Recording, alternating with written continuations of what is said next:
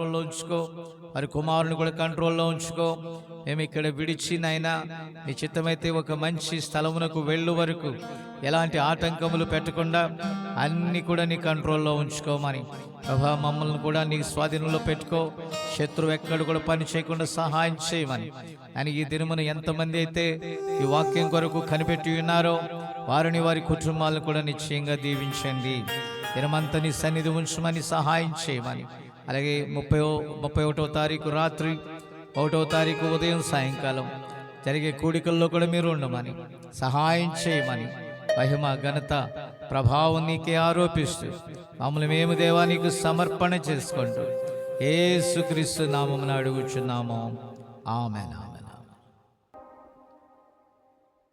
మంచిగా పిలచిన నా యేసయ్యా, నీ స్వరము నాకు ఎంతో ప్రీతికరము. మంచిగా పిలచిన నా యేసయ్యా, నీ స్వరము నాకు ఎంతో ప్రీతికరము. పిలచిన దైవమా స్తోత్రము, దైవమా మంచిగా పిలచిన నా యేసయ్యా, నీ స్వరము నాకు ఎంతో ప్రీతికరము. చీకటి నుండి నన్ను నీ వెలుగులోనికి, పాపము నుండి నన్ను నీ సన్నిధిలోనికి. చీకటి నుండి నన్ను నీ వెలుగులోనికి, పాపము నుండి నన్ను నీ సన్నిధిలోనికి. పిలచిన దైవమా స్తోత్రము, దైవమా మంచిగా పిలచిన నా యేసయ్యా, నీ స్వరము నాకు ఎంతో ప్రీతికరము. శాఖ నుండి నన్ను సత్యవాక్యంలోనికి, సంస్థ నుండి నన్ను నీ శరీరంలోనికి. శాఖ నుండి నన్ను సత్యవాక్యంలోనికి, సంస్థ నుండి నన్ను నీ శరీరంలోనికి. పిలచిన దైవమా స్తోత్రము, దైవమా మంచిగా పిలచిన నా యేసయ్యా, నీ స్వరము నాకు ఎంతో ప్రీతికరము. లేమి నుండి నన్ను నీ కలిమిలోనికి, శాపము నుండి నన్ను నీ లేమి నుండి నన్ను నీ కలిమిలోనికి, శాపము నుండి నన్ను సమృద్ధిలోనికి. పిలచిన దైవమా స్తోత్రము, దైవమా మంచిగా పిలచిన నా యేసయ్యా, నీ స్వరము నాకు ఎంతో ప్రీతికరము. మట్టి నుండి నన్ను నీ మహిమలోనికి, క్షయము నుండి నన్ను అక్షయతలోనికి. మట్టి నుండి నన్ను నీ మహిమలోనికి, క్షయము నుండి నన్ను అక్షయతలోనికి. పిలచిన దైవమా స్తోత్రము, దైవమా మంచిగా పిలచిన నా యేసయ్యా, నీ స్వరము నాకు ఎంతో ప్రీతికరము. హల్లెలూయా.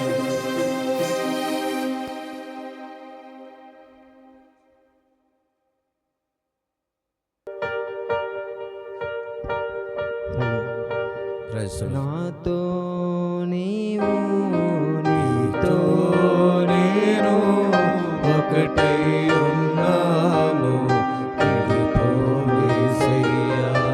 నాతో నీవు, నీతో నేను ఒకటై ఉన్నాము. విడిపో యేసయ్యా. నా దేవ నీవే కదా, నా దేవ నీవే కదా. నన్ను నడిపే దైవము, నన్ను నడిపే దైవము, నీకే ఆరాధన, నీకే నా హృదయార్పణ, నీకే ఆరాధన, నీకే నా హృదయార్పణ. నాతో నీవు నీతో నేను ఒకటై ఉన్నాము, విడిపో యేసయ్యా. ఒకటి కంటే ఎక్కువగా ఎన్నో మారులు చేసిన పాపములన్నిటినీ క్షమించిన దేవా. ఒకటి కంటే ఎక్కువగా ఎన్నో మారులు చేసిన పాపములన్నిటినీ క్షమించిన దేవా. పరిశుద్ధతతో నన్ను నింపితివయ్యా. ఆత్మతో నన్ను నడిపితివయ్యా. పరిశుద్ధతతో నన్ను నింపితివయ్యా. ఆత్మతో నన్ను నడిపితివయ్యా. నీకే ఆరాధన, నీకే నా హృదయార్పణ, నీకే ఆరాధన, నీకే నా హృదయార్పణ. నాతో నీవు నీతో నేను ఒకటై ఉన్నాము, విడిపో యేసయ్యా. దీనులతో స్తుతించిన తీర్చలేము నీ రుణం. దీనులతో స్తుతించిన తీర్చలేము నీ రుణం. కోటి గంటల సమ్మేళనం నిన్ను స్తుతించుటకే జీవితం. కోటి గంటల సమ్మేళనం నిన్ను స్తుతించుటకే జీవితం. నీకే ఆరాధన, నీకే నా హృదయార్పణ.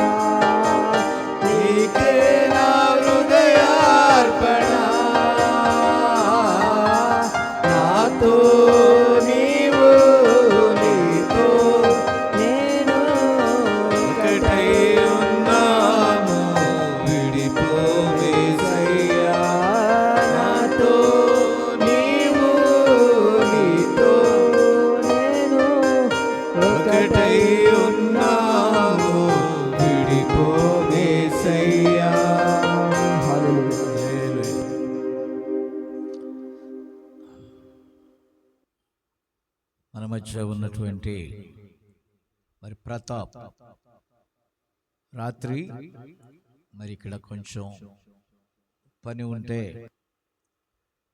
మరి నేను హోస్పేట్ నుంచి వచ్చేటప్పుడు మన మధ్యకి మరి ప్రతాప్ వచ్చారు. హోస్పేట్లో మరి పరిచర్య చేస్తూ ఉన్నారు. అయితే ఈరోజు మరి ఇవాంజలిస్ట్ దీనయ్య గారిని మరి హోస్పేట్ పంపించాను. ఎందుకంటే మన మధ్యకి కొద్దిమంది విశ్వాసులు దూరం నుండి మరి 31వ తారీఖు సాయంకాలం జరిగే కూడికలో పాల్గొనటానికి వస్తూ ఉన్నారు. మరి వారు వచ్చినప్పుడు మరి మనం క్రింద గది నుండి పైకి మారి ఉన్నాం కనుక ఇదంతా కూడా అస్తవ్యస్తంగా ఉంది. కొంచెం కరెంటు ఆ పనులు అయి ఉన్నందున స్వతహాగా మరి ప్రతాప్ ఎలక్ట్రికల్ వర్క్స్ అవి చేస్తాడు కనుక మరి ఆ పని నిమిత్తమై రాత్రి రావటం జరిగింది. మరి ఆలస్యమైనందున మరి తిరిగి వెళ్ళటానికి ఇబ్బంది కలిగినప్పుడు మనం దేనైనా పంపి ఉన్నాం. మరి ఈ సమయంలో మరి వారు ఏదైతే ప్రేరేపించబడి ఉన్నారో ఆ మాటలు మన మధ్య పంచుకుంటారు.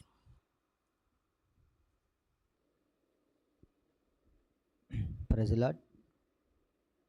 హల్లెలూయా.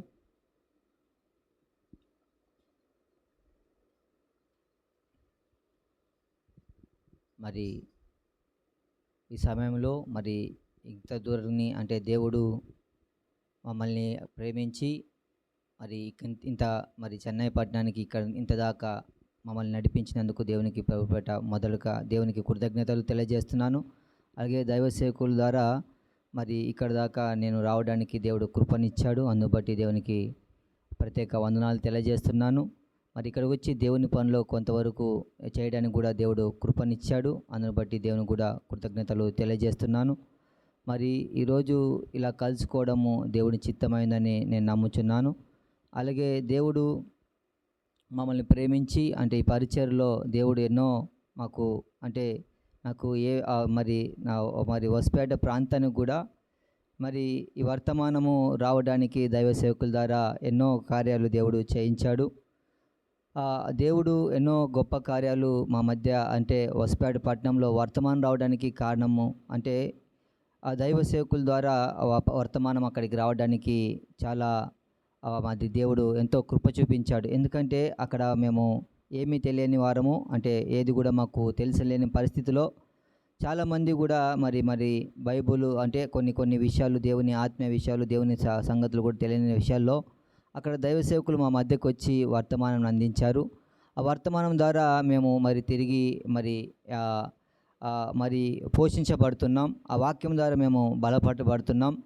చాలా కృంగిపోయిన దశలు చాలా చెప్పలేని పరిస్థితులు అంటే దైవ సేవకు అంటే సేవ చేస్తున్న వాళ్ళకు కూడా వస్తాయని నాకు అంటే దేవుని పరిచర్యకు వచ్చినప్పుడు చిన్న అంటే శ్రమలు వస్తాయనేది మనకు తెలుసు. అవన్నీ కూడా జీవితంలో కూడా వచ్చాయి. కానీ దైవ సేవకులు మమ్మల్ని బలపరుస్తూ వాక్యంతో నడిపిస్తూ ఉన్నారు. అందును బట్టి ప్రభుపేట నేను వందనాలు చెల్లిస్తున్నాను. ఎందుకంటే మేము పరిచర్యలోకి కొత్తగా వచ్చాము. పరిచర్యలోకి ఈ మధ్యనే వచ్చాము. అయినప్పటికీ దేవుడు అంటే ఈ కాలపు గడియ వర్తమానాన్ని ఈ కాలపు వర్తమానాన్ని వధువు స్వరాన్ని మాకు దేవుడు తెలియజేశాడు. అందును బట్టి దేవునికి ప్రత్యేక వందనాలు నేను తెలియజేస్తున్నాను. ఎందుకంటే ఈ కాలానికి వచ్చిన అంటే ప్రవక్త తర్వాత ఒక వర్తమానం ఉంది, ప్రవక్త తర్వాత ఒక పరిచర్య ఉంది, ప్రవక్త తర్వాత అంటే ఈ కాలానికి వధువుకు ఒక స్వరం ఉందనేది మాత్రము నేను ఎరిగి ఉన్నాను. అందును బట్టి దేవునికి కృతజ్ఞతలు తెలియజేస్తున్నాను. ఎందుకంటే వధువుకు ఒక స్వరం ఉంది అంటే వధువు ద్వారానే దేవుడు మాట్లాడతాడని ఈ కాలానికి తెలియబడి ఉంది. హల్లెలూయా. ఎందుకంటే వధువు స్వరమే ఈ కాలానికి అసలైన స్వరమైనది. హల్లెలూయా. ఈరోజు మరి అదే స్వరము ఇక్కడి నుంచి వినబడతా ఉంది. ఆమేన్. ఎక్కడి నుంచి వినబడుతుందంటే ఇక్కడి నుంచే వినబడుతుంది. అది ఈ అల్పుడికి అయోగ్యుడికైనా నాకు దేవుడు తెలియజేశాడు. అందుబట్టి దేవునికి ఎంతో కృతజ్ఞతలు నేను తెలియజేస్తున్నాను. దేవుడు ఈ విషయాలను కూడా నేను మరి నేను కృంగిపోయిన స్థితిలో, నేను అలసిపోయిన స్థితిలో దేవుడు అంటే ఆ స్వరాన్ని మా మధ్య కూడా ప్రతిరోజు ప్రతి నిమిత్తం కూడా తీసుకొని వస్తున్నాడు. హల్లెలూయా. అలాగే ఆ స్వరం ఇక్కడ వినబడుతున్నందు ప్రతి ఒక్క బిడ్డలు కూడా మరి ఇక్కడ జరుగుతున్న ఆ స్వరాన్ని మీరు వినాల్సిందిగా నేను కోరుకుంటున్నాను. ఎందుకంటే స్వరం ఇక్కడి నుంచే వస్తుంది, ఎక్కడి నుంచి కూడా రాదు. ఆ స్వరం ఇక్కడే ఉందని నేను నమ్ముచున్నాను. హల్లెలూయా. ఎందుకంటే వధువు స్వరం అంటే వధువు ఎక్కడ ఉంటుంది అంటే నేను చెప్పాలనుకుంటే కొద్ది మాటలు అంటే నాకు హృదయంలో ఏముంది అదే మాట్లాడతాను, ఇంక వేరే ఏది మాట్లాడదలుచుకోలేదు. ఎందుకంటే నేను దేవునిలో సరిగ్గా ఆనందించలేకపోయాను, దేవునిలో సరిగ్గా ఉండలేకపోయే పరిస్థితిలో ఉన్నప్పుడు మరి దైవ సేవకులు నన్ను అంత దూరాన ఇక్కడికి తీసుకొచ్చి దేవుని పని మీద కొన్ని పనుల మీద చేయించి తర్వాత మరీ కూడా ఇక్కడ అంటే దేవునిలో ఆనందాన్ని కూడా మరలా నాకు ఆనందించే కృపను కూడా దేవుడు నాకు ఇచ్చాడు. ఎందుకంటే నేను పోగొట్టుకున్నాను అది. అంటే ఈ మధ్య అలాంటి ఆనందం నాలో లేకపోతే దేవుడు లేకపోతే ఎలాంటి స్థితి ఉంటుంది అనేది నాకు తెలిసింది. అంటే దేవుడు లేకపోతే ఎలాంటి పరిస్థితి అనేది మనకు తెలుస్తుంది. కానీ అలాంటి ఆనందాన్ని మరలా ఇక్కడికి వచ్చాక ఆ దేవునిలో ఉండే ఆనందం, ఇక్కడ ఎక్కువగా ప్రజలు కూడా లేరు, మనకు తెలుసు, కొద్దిమందే ఉన్నాం, అయినా కానీ ఆ ఆనందాన్ని దేవుడు ఇక్కడే ఇచ్చాడు. హల్లెలూయా. ఆ సంతోషమే నాకు అంటే ఎంతో ఆనందాన్ని ఇచ్చింది. హల్లెలూయా. అలాగే ఇక్కడి నుంచే దేవుని స్వరం వినబడుతుంది, ఇక్కడి నుంచే దేవుని స్వరము ప్రపంచవ్యాప్తంగా వెళ్తుందని నేను నమ్ముచున్నాను. హల్లెలూయా. ఎందుకంటే దేవుడు ఏదైతే నిర్ణయించాడో మొదటిగా అంటే ఏదైతే చెప్పాడో ఆ ప్రకారంగానే దేవుడు మరలా ఇక్కడ జరిగిస్తాడని నేను నమ్ముచున్నాను. ఎందుకంటే దేవుడు ఏదైతే చెప్తాడో అదే జరుగుద్ది, మనం అనుకునే ఏది కూడా జరగదు. ఆయన ముందు ఆ నిర్ణయం ఏదైతే ఉందో ఆ ప్రకారంగా జరుగుతుంది, అది నేను నమ్ముతున్నాను. ఎందుకంటే ఈ చిన్న పరిచర్లో దేవుడు ఎన్నో కార్యాలు, ఎన్నో అద్భుతాలు, ఎన్నో లెక్కలేనన్ని కార్యాలు దేవుడు చేశాడు. అంటే అప్పుడున్న దేవుడు కాదు, ఇప్పుడు కూడా ఒక పాట పాడుకున్నాం, మూడో ఈడ్పు ఎక్కడ లేదు, వధువులోనే ఉంది. హల్లెలూయా. అది వధువు స్వరంలోనే ఉంది, అది ఇక్కడి నుంచే జరుగుతూ ఉంది. హల్లెలూయా. ఆ స్వరంని ఇక్కడ నుంచి నేను వింటున్నాను. హల్లెలూయా. ఎందుకంటే ఆ స్వరాన్ని నేను విన్నాను కాబట్టి ఇక్కడ సాక్ష్యం పంచుకుంటున్నాను. అంటే ఆ స్వరం ఎలాంటిది అనేది మనము హృదయంలోకి తీసుకున్నప్పుడు, ఆ వాక్యాన్ని మనం తీసుకున్నప్పుడు దాన్ని మనం తెలుసుకోగలుగుతాం. ఎందుకంటే గొప్ప గొప్ప వాటిలో దేవుడు లేదని నాకు తెలిసిపోయింది. హల్లెలూయా.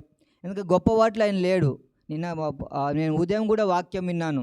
ఆయన మరి ఎంతో శ్రేష్టమైన వర్తమానాన్ని, ఎంతో శ్రేష్టమైన వాక్యాన్ని మేము వింటున్నాం. హల్లెలూయా. ఎందుకంటే ఆయన మరి ఆ మురికి గుడ్డల్లో అక్కడ ఉన్నాడని, అంటే ఆయన మురికిలో ఉన్నాడని వాక్యం చెబుతూ ఉంది. అంటే ఆయన ఆ గుడ్డలు కూడా లేని పరిస్థితిలో కూడా ఉన్నాడని అంటే ఆ వాక్యం ద్వారా అంటే ఒక బిడ్డ ఆ మురికి పరిస్థితిలో ఉన్నప్పుడు అంటే చిన్న దాంట్లోనే అంటే ఆ స్థితిలో కూడా మరి అక్కడ నేను విన్న వాక్యంలో మరి ఒక సునేమ్రా అంటే ఆయన కోసం ఎదురు చూసిందని ఒక వాక్యం చెబుతూ ఉంది. అలాగే మరి దేవుని కోసం ఈరోజు దేవుని రాకడ కోసము ఎదురు చూసేవారిగా మనము ఉన్నాం. దేవుడు రాకడ దినాల్లో మనమున్నాం. అది మరి ఎంతో శ్రేష్టమైనది. గొప్ప గొప్ప వాటిలలో దేవుడు లేడు, ఈ చిన్న వధువులోనే దేవుడు ఉన్నాడు. అది మాత్రం నేను నమ్ముతున్నాను. అందుకే దేవుడు ఈ చిన్న సాక్ష్యాన్ని పంచుకోవడానికి కూడా దేవుడు కృపనిచ్చాడు. అందుబట్టి దేవునికి ప్రత్యేక వందనాలు. అలాగే మరి దైవ సేవకులు కూడా ప్రత్యేక వందనాలు తెలియజేస్తున్నాను. పరిశుద్ధ గ్రంథాన్ని చదువుకుందాం. యోహాను సువార్త 3వ అధ్యాయము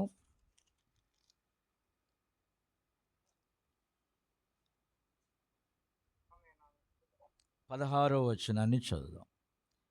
దేవుడు లోకమును ఎంతో ప్రేమించెను, కాగా ఆయన తన అద్వితీయ కుమారునిగా పుట్టిన వాని యందు విశ్వాసముంచు ప్రతివాడును నశింపక నిత్యజీవం పొందినట్లు ఆయనను అనుగ్రహించెను. అలాగే మత్తయి సువార్త 2వ అధ్యాయం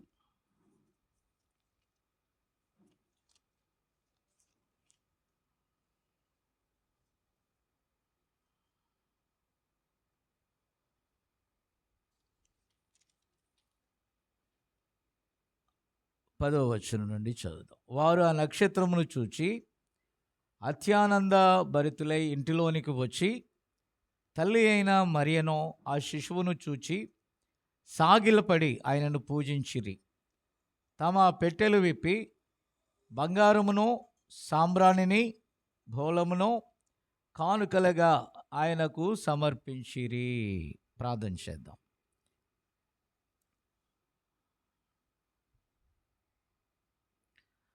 ప్రేమగల మా తండ్రి, పరిశుద్ధుడా, నీకు వందనాలు, స్తోత్రాలయ్యా. ఇదిగో నాయనా, ఈ పునరుద్ధాన దినములో నాయనా మొదటి జనవరి నెలలో మొదటి ఆదివారం మొదలుకొని ఈ డిసెంబర్ నెల 2025 ఆఖరి ఆదివారం వరకు మా ఎడల నీవు చూపించిన కృపకై వందనాలు నాయనా. నీ మందిరములో ఒక్క దినము గడుపుట 1000 దినాల కంటే శ్రేష్టమైనది నాయనా. ప్రభా, నీ మందిరములో ఉండుట ఎంతో సంతోషకరమైన విషయం. ఈ సమయంలో నాయనా చదవబడిన లేఖనము నీది, దాన్ని మేము వ్యాఖ్యానించుట మా వల్ల కాదు. కానీ ఈ గడియకు ఒక వర్తమానికును పంపి ఆ వర్తమానికుని ద్వారా లేక ప్రవక్త ద్వారా మాకు సమస్తమును మీరు మాకు బోధించారు. ఈ సమయంలో ప్రభా, ఈ లేఖన సత్యాలను మేము ధ్యానిస్తున్నాం నాయన. ఈ రంగం మీదకి వచ్చి చక్కగా నీ బిడ్డలతో మాట్లాడండి. కొద్ది మందిగా ఇక్కడ ఉన్నారు. అలాగే దూర ప్రాంతం నుండి కాన్ఫరెన్స్లోను రికార్డ్ చేయబడి ఎక్కడికైతే వెళుచున్నదో వారి యొద్దకు నాయన ఈ వాక్యాన్ని నువ్వు మోసుకొని వెళ్ళండి ప్రభా. సమస్తమును సమకూర్చువాడు నీవే అని నీకు ప్రత్యేక వందనాలు చెల్లిస్తున్నాను ప్రభా. ఈ యొక్క మధ్యాహ్న కాల సమయంలో కొద్ది సమయం అయినా నన్ను నీవు మరుగుపరుచుకో. నీ నోటికి కేవలం ఒక బోరగా మాత్రమే నన్ను వాడుకో. తద్వారా నీ నామానికి అధిక మహిమ తెచ్చుకోమని నా ముందు మాట్లాడిన ప్రతాప్ను కూడా దీవించినైనా కొంతగా నేర్చుకుంటున్నాడు. పరిపూర్ణంగా నేర్చుకోవటానికి కృపనివ్వండి. ఆయన అక్కడ పెద్ద భారం ఉన్నది, సంఘం ఉన్నది. వాటి విషయాల్లో శ్రద్ధ వహించినట్లుగా సహాయం చేయమని యేసు నామమున అడుగుచున్నాను. ఆమేన్. దయచేసి కూర్చున్నాను.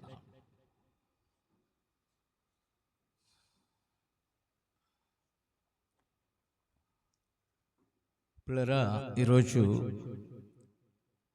దేవుని యొక్క వరములు ఎల్లప్పుడూ వాటి స్థానములను కనుగొంటాయి. ఆమేన్. హల్లెలూయా. ఇక్కడ చాలా విషయాలు మరి ప్రవక్త మాట్లాడాడు, కానీ నేను వాటన్నిటినీ చెప్తే సమయం సరిపోదు. అయితే మనం కొన్ని మాటలు మాత్రమే, అంటే కొన్ని విషయాలు మాత్రమే అందులో నుంచి మనం చూడగలుగుతాం.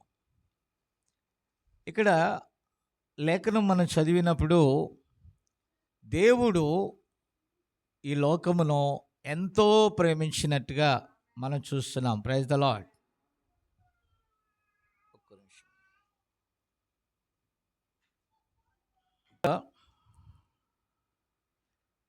ఇక్కడ మనం చూస్తే దేవుడు లోకమును ప్రేమించిన విధానం బైబిల్ చెప్తుంది. దేవుడు లోకమును కలుగజేశాడు, లోకమును సృష్టించాడు. అయితే ఒక ప్రత్యేక జనాంగమును ఆయన ఎక్కువగా ప్రేమించాడు. ఎందుకనంటే తాను ప్రేమించిన ఒక ప్రజ ఈ భూమి మీద ఉన్నది. ఎల్లప్పుడూ కూడా ఆ ప్రజ కోసమే ఆయన ఆరాటపడుతూ ఉన్నాడు. దేవునికి స్తోత్రం కలుగును గాక. ఇప్పుడు దేవుని కోసం ఎన్నిక చేయబడిన ఒక ప్రజ ఉందండి. దేవుని స్తోత్రం. ఈ దినాల్లో విస్తారంగా ప్రజలు వస్తారు, విస్తారంగా ఏదో జరుగుతుంది అనేది కాదు. ఆమేన్. కొద్దో గొప్పలో ప్రతాప్ ఇందాక మాట్లాడిన దాన్ని బట్టి మనం చూస్తే తాను ఇక్కడ వచ్చినప్పుడు ఇక్కడ ఉన్నటువంటి వర్తమానము తన్ను ఆకర్షించినట్టుగా చెప్తున్నాడు. ఆమేన్. పిల్లరా, ఎందుకనంటే ఈరోజు ప్రవక్త తన పరిచర్యను ముగించి వెళ్ళాక బాధ్యత మన మీద మోపబడి ఉన్నది. అందుకని సోదరుడు పదే పదే అది ఇక్కడే ఉంది అని, అంటే వధువులోనే ఉన్నది అని ఆయన చెప్తా ఉన్నాడు. దేవుని స్తోత్రం. తిరిగి ఈ వధువు తన గళాన్ని అనగా క్రీస్తు యొక్క ఆ వాయిస్ మరలా వధువు స్వరముగా లేకపోతే క్రీస్తే వధువులో ఉండి మళ్ళీ మాట్లాడుతున్నాడండి. ఎందుకంటే ఎల్లప్పుడూ ఆయనకు ఒక శరీరము అవసరమై ఉన్నది. ఈ దినముల అంతమందు ఆయన కుమారుని ద్వారా శరీరధారిగా వచ్చిన క్రీస్తు యేసు ద్వారా ఆయన మాట్లాడాడు, దేవుడు మాట్లాడాడు. ఆమేన్. ఆ తర్వాత ఆయన మరణించి తిరిగి లేచాక ఆ పెంతెకొస్తు దినమున 120 మంది మీదకి పరిశుద్ధాత్మగా ఆయన దిగివచ్చాడు. ఆమేన్. ఆ పరిశుద్ధాత్మ దిగివచ్చిన తర్వాత అపోస్తులు ఆమేన్ బూదిగంతముల వరకు హల్లెలూయా ఆ వాక్యాన్ని మోసుకొని వెళ్ళారు. ఆ తర్వాత ఈ యొక్క 6000 సంవత్సరాల కాలంలో ఆమేన్ 7 సంఘకాలములలో 7 సంఘకాల దూతల ద్వారా ఆయన తన స్వరాన్ని వినిపిస్తూ వచ్చాడు. కొంత అచ్చట, కొంత ఇచ్చట. ఆమేన్. అయితే ఈ 7వ సంఘకాలం వచ్చేటప్పటికి దేవుడు తన ప్రవక్తను పంపి తన స్వంత voice of God, amen, voice of God అనగా దేవుని యొక్క స్వరము, దేవుని వాక్యము ఎక్కడికైతే వస్తుందో వారు దేవుని కుమారులు. ఎల్లప్పుడూ కూడా వాక్యము ప్రవక్తల యొద్దకే వస్తుంది. హల్లెలూయా. కాబట్టి వధువు ఎక్కడైతే ఉన్నదో, లేకపోతే క్రీస్తు ఎక్కడైతే ఉన్నాడో, ఎవరైతే క్రీస్తుని అంగీకరించారో వారి మధ్య ఆయన మరి కొన్ని అంటే 2000 సంవత్సరాల మునుపు యూదుల మధ్య తన స్వజనులు భౌతికంగా తీసుకుంటే అబ్రహాము కుమారుడైన ఇస్సాకుని ఎవరైతే పిలువబడ్డారో ఆ జనాంగముల మధ్య ఆమేన్ యేసుక్రీస్తు తన గళాన్ని విప్పాడు. దేవుని స్తోత్రం. ఆయన తన స్వకీయుల యొద్దకు వచ్చాడు. ఆ స్వకీయులు ఆయనను అంగీకరించలేదు. ఎప్పుడైతే స్వకీయులు తృణీకరించారో ఆ వర్తమానమును అన్యులమైన మనము అంగీకరించాం. దేవుని స్తోత్రం కలుగును గాక. కాబట్టి అన్యుల మధ్య ఆయన 2000 సంవత్సరాలుగా వ్యవహరిస్తూ ఉన్నాడు. అయితే ఈ దినముల అంతములో దేవుడు అన్యులలో నుండి ఒక ప్రవక్తను తీసుకొచ్చాడు. ప్రపంచం ఏనాడు కూడా నిజ ప్రవక్తను ఒప్పుకోలేదు. నోవాహు దినాలు ఎలా ఉంటాయో ప్రభువు 2వ రాకడ దినాలు అలా ఉంటాయని లేఖనం చెప్తుంది. హల్లెలూయా. కాబట్టి ప్రభు వచ్చే కాలంలో దేవునికి స్తోత్రం, హల్లెలూయా, ఆ కొద్ది మంది ఆయన అంగీకరించవలసిన స్థానంలో ఉన్నారు. దేవుడు ఆ కొద్ది మంది కోసమే ఆ కార్యమును ఆలస్యం చేస్తూ ఉన్నాడు. దేవుని స్తోత్రం. ఎప్పుడైతే ఆ కార్యము సంపూర్ణమవుతుందో ఆమేన్, ఎప్పుడైతే అది పూర్తి అవుతుందో అప్పుడు దేవుడు తన పనిని ముగిస్తాడు. దేవుని స్తోత్రం కలుగును గాక. అయితే ఈ కాలము యొక్క ముగింపులో ఆయన ఒక ప్రవక్తను పంపి ఆయన స్వరాన్ని అక్కడ వినిపించాడు. ఆ స్వరము ఎందరైతే అంగీకరిస్తారో ఆమేన్ వారు దేవుని స్వకీయ సంపాద్యముగా ఉంటారో. హల్లెలూయా.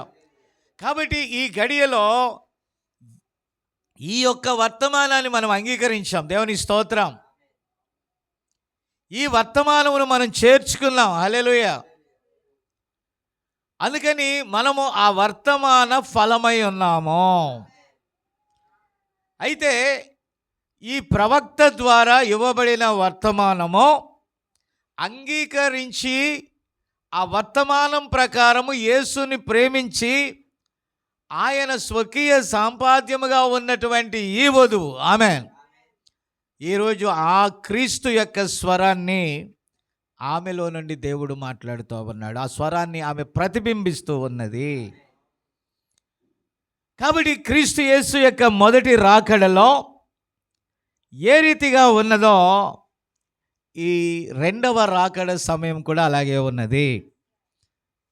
ప్రవక్త అంటాడు, దేవుని యొక్క వరములు ఎల్లప్పుడూ వాటి స్థానములను కనుగొంటాయి. మీరు గమనించాల. దేవుడు లోకమును ప్రేమించి తన స్వంత కుమారునిగా ఈ లోకానికి యేసుక్రీస్తుని పంపించాడు. దేహము యేసుక్రీస్తుది, నివాసము యెహోవాది. ఆమేన్. ఆ యెహోవాయే యేసుక్రీస్తులో నుండి తన ప్రేమను మన ఎడల కనపరిచాడు. ఆమేన్. కాబట్టి యేసుక్రీస్తు పుట్టకపోతే క్రిస్మస్ లేదు. ఆమేన్. క్రిస్మస్ అంటే ఆయన తన ప్రజలలో నివసించుట. ప్రవక్త అంటాడు, క్రిస్మస్కి మనం ఇచ్చే నిజమైన కానుక ఏంటో తెలుసా? మన హృదయం. ఆయనకు ఇష్టమైన ఇంకా ఏ కానుకలు కూడా దేవుడు కోరుకునే హృదయాన్ని మించి ఉండదు. ఆమేన్. ఈరోజు ఆయన తనకిష్టులైన ప్రజల మధ్య ఆయన నివాసం చేయటానికి ఆశపడుతున్నాడు. హల్లెలూయా. ఆమేన్. ఇప్పుడు ఆయన వాక్యమును ప్రేమించి ఆయన అంగీకరించిన వారందరినీ కూడా ఆయన ఎంతగానో ఇష్టపడి ఉన్నాడో. దేవుని స్తోత్రం. హల్లెలూయా. కాబట్టి పిల్లరా, నేను చాలాసార్లు చెప్పాను, బెత్లెహేం అనగా రొట్టెల ఇల్లు. దేవుని స్తోత్రం. హల్లెలూయా, హల్లెలూయా. కాబట్టి పిల్లరా, ఇక్కడ మనం చూస్తే బెత్ అనేటటువంటి మాటకు అర్థం ఇల్లు. కాబట్టి హేము అని అంటే రొట్టె, ఏల్ అంటే ప్రభువు. ఇప్పుడు ప్రభువు యొక్క రొట్టెల ఇల్లే బెత్లెహేం అయి ఉన్నది. కాబట్టి పిల్లరా, నేను మొన్న ప్రసంగంలో చెప్పాను, వెలుగును ప్రసరింప చేయగలవాడు ఒక ఆయన ఇక్కడ ఉన్నాడో. క్లుప్తంగానే చెప్పాను నేను. అందులో దీని గురించి నేను ఎంతో క్లుప్తంగా స్పష్టంగా వివరించడం జరిగింది. అయితే పిల్లరా, ఇప్పుడు ప్రపంచానికి జీవాహారాన్ని ఇచ్చేటటువంటి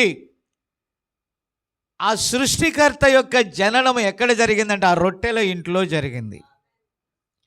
యేసుక్రీస్తు ఎవరి ఇంటిలో లేక హృదయములో జనిస్తాడో వారు అనేకులకు ఆత్మీయ ఆహారాన్ని పంచేవారిగా ఉంటారు. స్తోత్రం.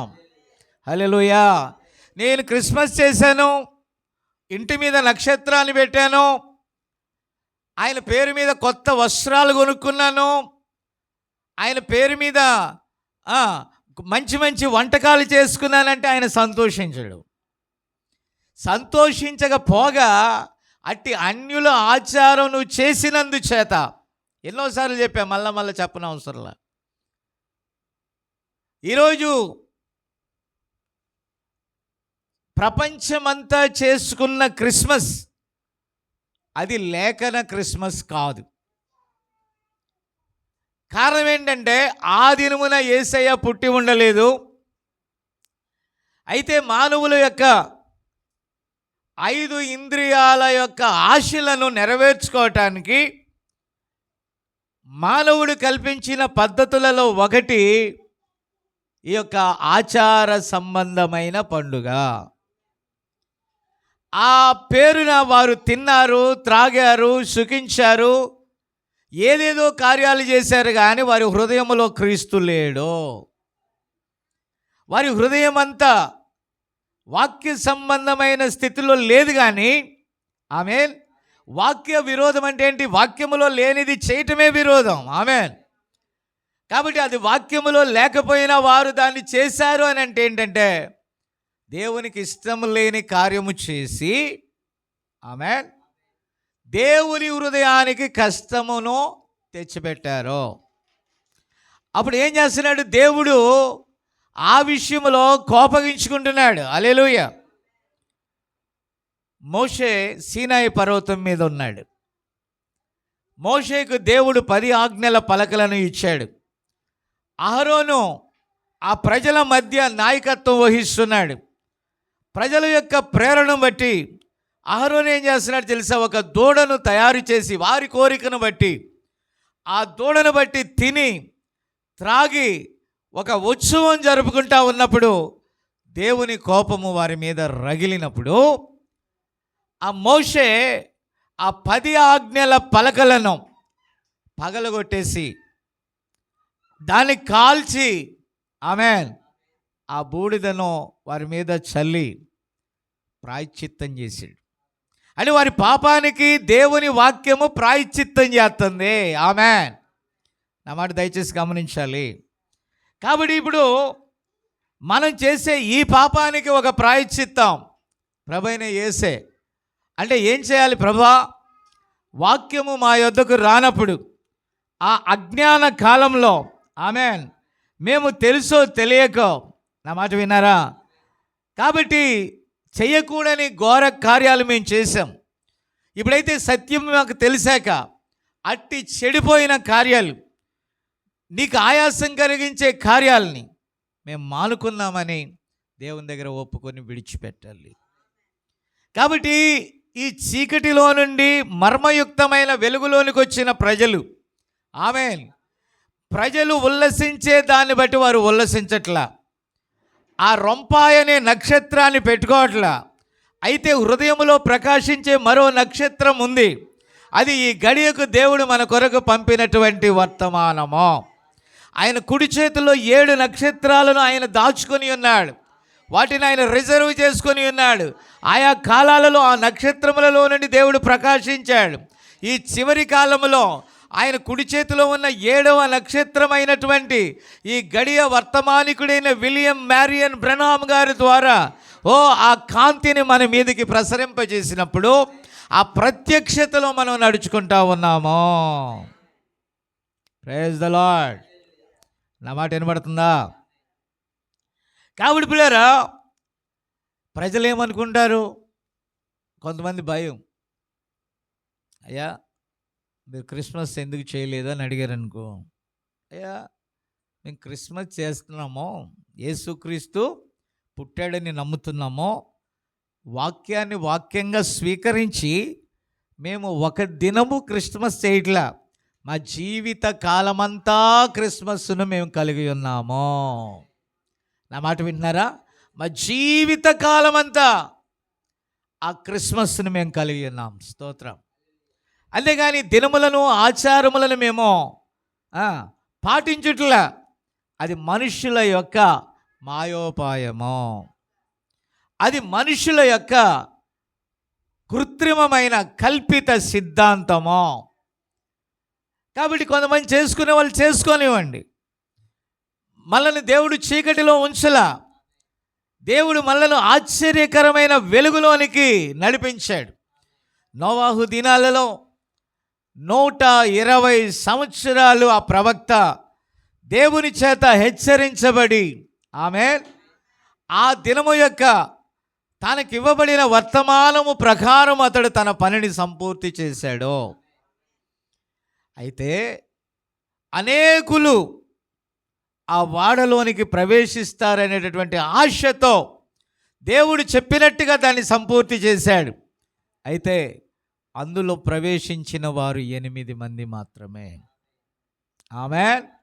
ఆ 8 మంది నీటి ద్వారా బాప్తిజమం పొందినట్లుగా పౌలు గారు చెప్తా ఉన్నాడు. అంటే ఏ నీటిని పంపుతానన్న వార్త ప్రజలు సందేహించారో ఆమేన్ చూడండి, అదే నీటి ద్వారా వారు నశించారు. నశించక ముందు నోవాహు వర్తమానాన్ని వారు ఎగతాళి చేశారు. మళ్ళా ఏమన్నారు తెలుసా? ఆ పిల్లలను భయపెట్టడానికి నోవాహు పేరు వాడుకున్నారు. అంటే ఒక పిచ్చివానిగా తీసుకున్నారండి. ఆమేన్. ఈరోజు ఈ గడియ వర్తమానం కూడా లోకస్తులకు వెర్రితనముగా ఉన్నది. అది ఒక వింతైన కార్యముగా ఉన్నది.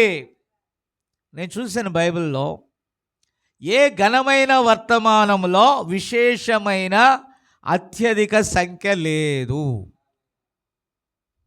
అందుకేనేమో ప్రభు అన్నాడు, చిన్న మంద భయపడవద్దు.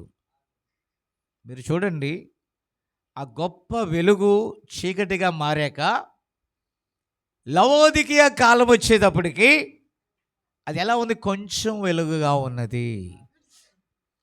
అప్పటికే లోకము సత్యాన్ని మింగేసింది. విన్నారా? అస్తమయ కాలంలో ఆ కొంచెం వెలుగులో మనం నడుచుకొని చున్నాం. ఆమేన్. ప్రవక్త అంటాడు, ఈ లోకాధికారములు నాకు అప్పగించబడ్డాయని సాతానుడు చెప్పాడు. అవునా? ఇప్పుడు తన స్వకీయుల మధ్యకు యేసు వచ్చి నేను ఒక రాజ్యాన్ని మీకు అనుగ్రహిస్తాను అని చెప్పినప్పుడు, నా రాజ్యం ఇది కాదు, నేను నా రాజ్యాన్ని మీకు ఇస్తాను, అది అంతము లేనిది. ఆమేన్. దానికి ఆది లేదు, అంతము లేని రాజ్యం. దీనికి ఆది ఉంది, అంతం ఉన్నది. కాబట్టి లోకాధికారి వచ్చుచున్నాడు, వానితో నాకు ఎలాంటి సంబంధమో లేదు. నేను లోకం ఇచ్చినట్టుగా ఇవ్వట్లేదు అన్నాడు ఆయన. యేసుక్రీస్తు దగ్గరికి అపవాది వచ్చి అన్నాడు, నీవు నాకు మ్రొక్కితే ఈ లోక రాజ్యాలన్నీ నేను నీకు ఇస్తానన్నాడు. అంటే అర్థం ఏంటి? అది నాకు అప్పగించబడి ఉన్నది అని చెప్పడం జరిగిందండి. ఆమేన్. ఓకే, ఉన్నది. Thank you. కాబట్టి పిల్లరా, మీరు గమనించాలి,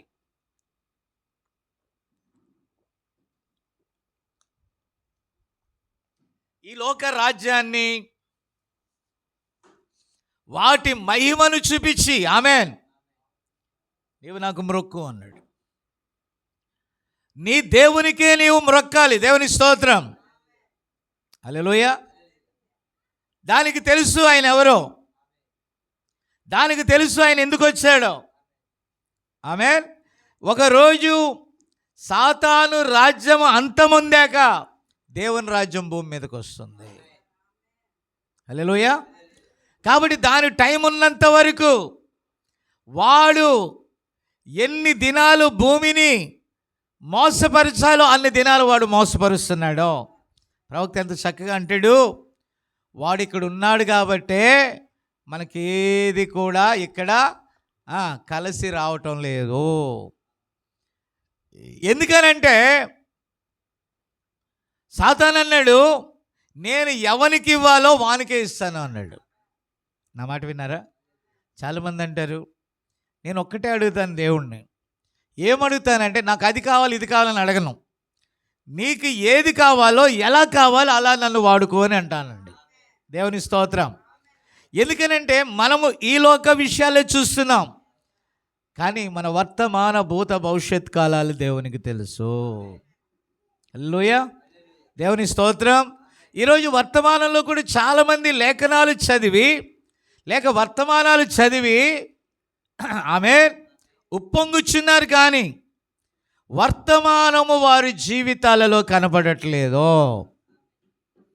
ఇప్పుడు మీరు గమనిస్తే అన్యజనులైన, అంటే వాక్య విరోధులైన, వాక్యము ఎరిగి దాని ప్రకారం నడుచుకొని సమాజం ఉన్నదే. ఆమేన్. నా మాట అర్థమవుతుందా? వాక్యమును చూచిన, వాక్యమును చదివిన దాని ప్రకారము నడుచుకొని సమాజం ఉన్నదే. హల్లెలూయా. నా మాట అర్థమవుతుందా మీకు?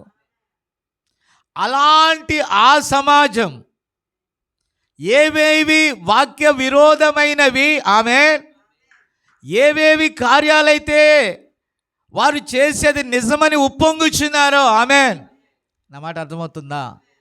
అలాంటి కార్యాలు నిజమనుకొని భ్రమపడి అందులోనికి తొలగిపోవచ్చున్న అనేక వర్తమాన సంఘాలు ఆ అన్యజనులైన వారి వలె, ఆ లోకస్తుల వలె, ఆ యొక్క నామకార్థ సంఘాల వలె వారు నిజ కాంతిని పక్కన పెట్టి తాత్కాలికమైన కాంతిని చూపించి వారు చేసుకున్న వాటిని బట్టి, వారి కట్టుకున్న ఆలయాలను బట్టి, వారి సుందర మందిరాలను బట్టి ఉప్పొంగుచున్నారు. అంత మాత్రమే కాదు, తామే జ్ఞానులమని, తామే వర్తమానములో కింగ్ అని, తామే వర్తమానములో పెద్ద గొప్పవారమని భావించి వారి జ్ఞానమును బట్టి ఉప్పొంగుచున్నారు, కానీ పరిశుద్ధాత్మ విషయాలు వారు గ్రహించే స్థానంలో లేరు. ఉదాహరణకి ఈ తూర్పు దేశపు జ్ఞానులు, వారు బబులోను జ్ఞానులు. ప్రవక్త అంటాడు, ఈ చైనా, ఇండియా, ఆఫ్రికా, మీరు గమనించారా, ఇవన్నీ కూడా ఆ తూర్పు ప్రాంతపు దేశములో ఆమేన్ వారు టైగ్రిస్ నది మీదుగా వచ్చి యెరూషలేములో ప్రవేశించారు వాళ్ళు. ఆమేన్. ప్రవక్త అంటాడు, అందులో ఒక భారతీయుడు కూడా ఉన్నాడు. ఎందుకంటే బబులోనుకు కేంద్రం ఇండియా. నా మాట విన్నారా? విగ్రహారాధనకు కేంద్రం ఇండియా. ఎందుకనంటే వారు నిజంగానే అంటున్నారు. ఏమంటున్నారు తెలుసా? మేమే విశ్వానికి ఆరంభం. ఎస్. కాబట్టి మీరు గమనించాలి, ఏ విశ్వానికి ఆరంభం? బబులోను యొక్క ఫౌండర్స్ వాళ్ళే. ఆమేన్. ఇప్పుడు నేను అంటాను, ఈరోజు వధువు ఇక్కడ ఉన్నది. వధువు ఇండియాలో ఉన్నట్లయితే వధువు ఎక్కడ ఉన్నది? ఆ బబులోనీయుల మధ్య వధువు ఉన్నది. విన్నారా? ఇంకా కరెక్ట్గా చెప్పాలంటే సాతానే డైరెక్ట్గా ఏలుబడి చేయుచున్నా. నా మాట గమనించాలి మీరు. సాతానే డైరెక్ట్గా ఏలుబడి చేయుచున్నటువంటి ఆమేన్ ఆ బబులోన్లో మనం ఉన్నాం. సాతాను సింహాసనమున్న ఆ స్థలములో దేవుని వాక్యపు బీజము కలిగిన మనము ఇక్కడ ఉన్నాం. అయితే మత సంబంధమైన బబులోన్, అలాగే భక్తి సంబంధమైన, ఈ లోక సంబంధమైన విగ్రహారాధితమైన బబులోన్, ఈ రెండు బబులోనులు కూడా ఒక్కటైపోతాయి. ఆమేన్. మీరు చాలామంది అనుకుంటున్నారు ఈ ఈ ఈ హైందవులు క్రైస్తవుల్ని చంపుతున్నారని. ఏ క్రైస్తవుల్ని చంపుతున్నారు? వీళ్ళు అనేది ఒకటే, బాబు నిజ క్రైస్తవునిగా మీరుంటే నో ప్రాబ్లం. నేనంటాను, నా తండ్రి ఒకరిని ఆకర్షించకపోతే ఎవడు కూడా నా యొద్దకు రాడు. ఇప్పుడు మీరు చేసుకునే క్రిస్మస్లు, ఈస్టర్లు ఉన్నాయి. నా మాట విన్నారా? అవి ఎలాంటివి? నిజంగానే దేవుడు చెప్పినవా? నా మాట వింటున్నారా? నిజముగానే దేవుని ద్వారా కలిగినవా? నిజంగానే బైబిల్ దాన్ని చెప్తుందా? బైబిల్ దాన్ని చెప్పకపోయినా వీరు ఆచరించుట ద్వారా, ఆమేన్, నా మాట అర్థమవుతుందా? బైబిల్ చెప్పకపోయినా వారు ఆచరించుట ద్వారా వీరికి వారికి ఎలాంటి తేడా లేదు. వీరు నిజంగా సత్యమును ఎరగని విగ్రహారాధికులైతే, ఆమేన్, నా మాట విన్నారా? వీరు నిజంగా సత్యాన్ని ఎరగని విగ్రహారాధికులైతే వారు సత్యమును ఎరుగియు దాన్ని పాటించని విగ్రహారాధికులు. నా మాట విన్నారా? ఇది భౌతిక విగ్రహారాధన అయితే వారు ఆత్మ సంబంధమైన విగ్రహారాధనలో ఉన్నారు. ఈ రెండిటికి తేడా ఏముంది? ఈ రెండిటికి ఏమైనా తేడా ఉందా? అందుకని వీళ్ళంటారు, ఈ రోల్ మోడల్ మాది, ఈ ఐడల్ మాది, ఈ విగ్రహారాధన మాది, దేవతలను మేమే పూజిస్తున్నాం కదా, దేవుళ్ళను మేమే ఆరాధిస్తున్నాం కదా, మీరు కూడా యేసు ప్రభు బొమ్మలు పెట్టి, మీరు కూడా యేసు ప్రభు యొక్క తల్లి బొమ్మలు పెట్టి, అవి పెట్టి ఇవి పెట్టి మీరు కూడా చేసేది విగ్రహారాధనే కదా అని వారు వాదిస్తున్నారు. రైటా రాంగా? వాళ్ళు వాదించేది రైటా రాంగా? అయితే యేసు ప్రభు చెప్పింది ఏంటి? పైన ఆకాశం అందే కానీ, భూమి అందే కానీ, భూమి క్రిందే కానీ దేని రూపమును చేయొద్దు అని అంటే, ఆయన నాకు ఒక రూపాన్ని చేయని ఆయన అడుగుతాడా?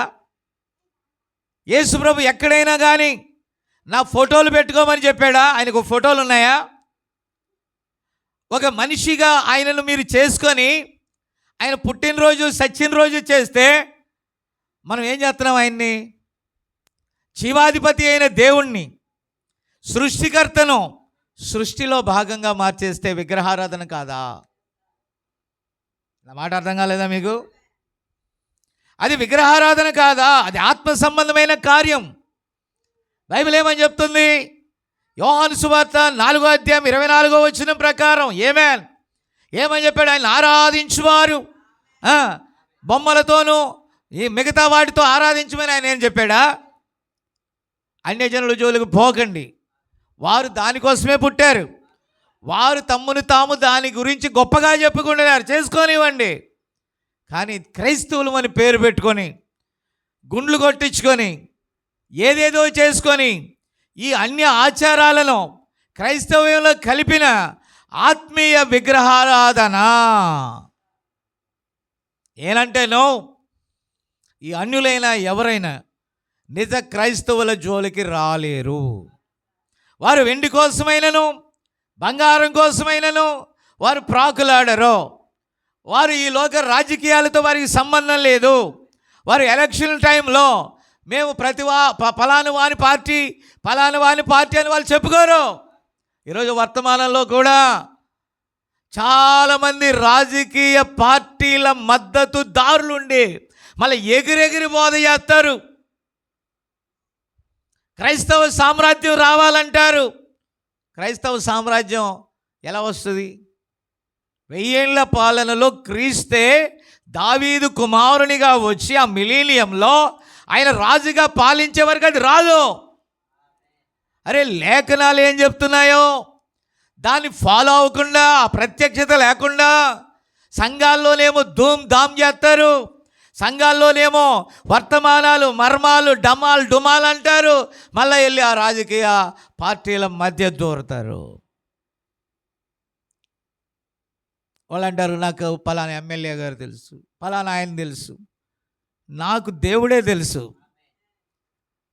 దేవుడు తన దూతలను పంపి తన కార్యాలు ఈరోజు కూడా చేస్తాడని నేను నమ్ముతున్నా.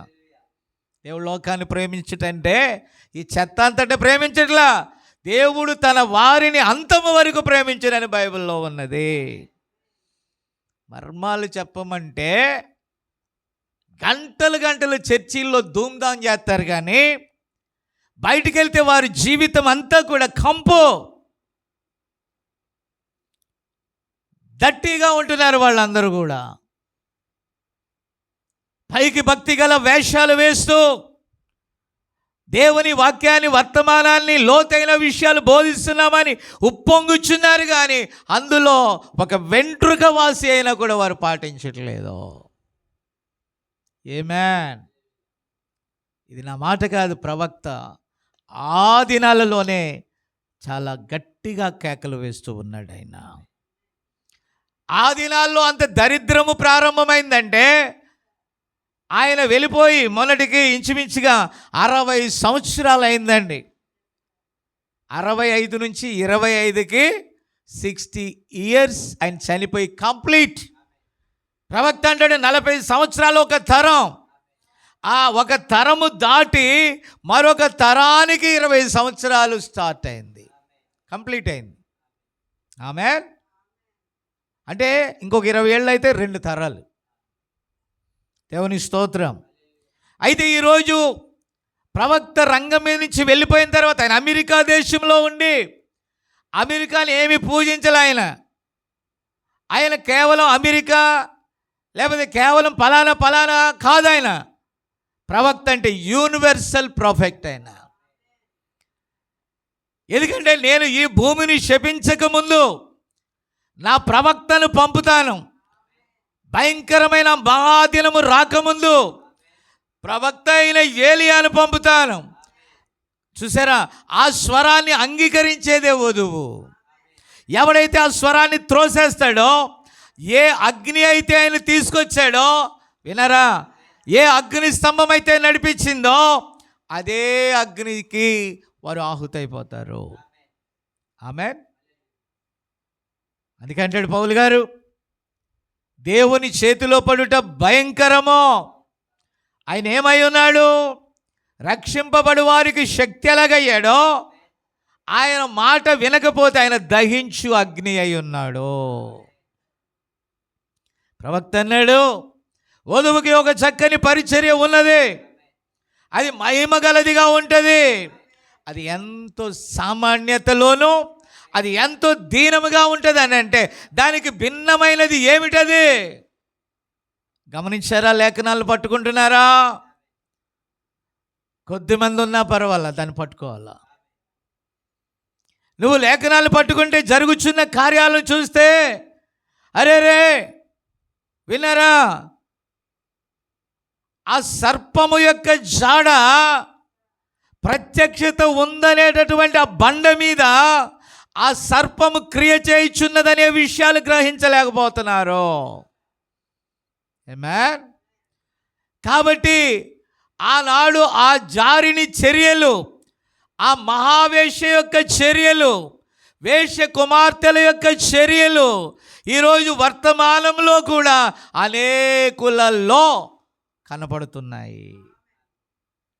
వారు ఎల్లప్పుడూ ఉప్పొంగుచు గొప్ప కార్యముల ఎడల ఆమేన్ ఓరక ఉప్పొంగుచు సత్యమును వారు అంగీకరించట్లేదు. ఎంతమందికి అర్థమవుతుంది నేను చెప్పేది?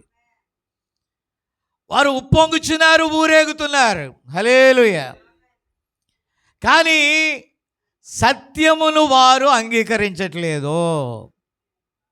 ఈరోజు ఎన్ని చెప్పుకుంటే ఏం లాభం అండి? ఈరోజు ఎన్ని వర్తమానాలు చదివితే ఏం లాభం? ఈరోజు సంఘములో ఎన్ని వర్తమానాలను బోధిస్తే ఏమి లాభమో అని నేను అడుగుతున్నాను. నేనంటాను, ఏ వర్తమానమునైతే నువ్వు బోధిస్తున్నావో, ప్రైజ్ ద లార్డ్, ఆ వర్తమానము నీలో కనపడాలి. ఆమేన్, హల్లెలూయా.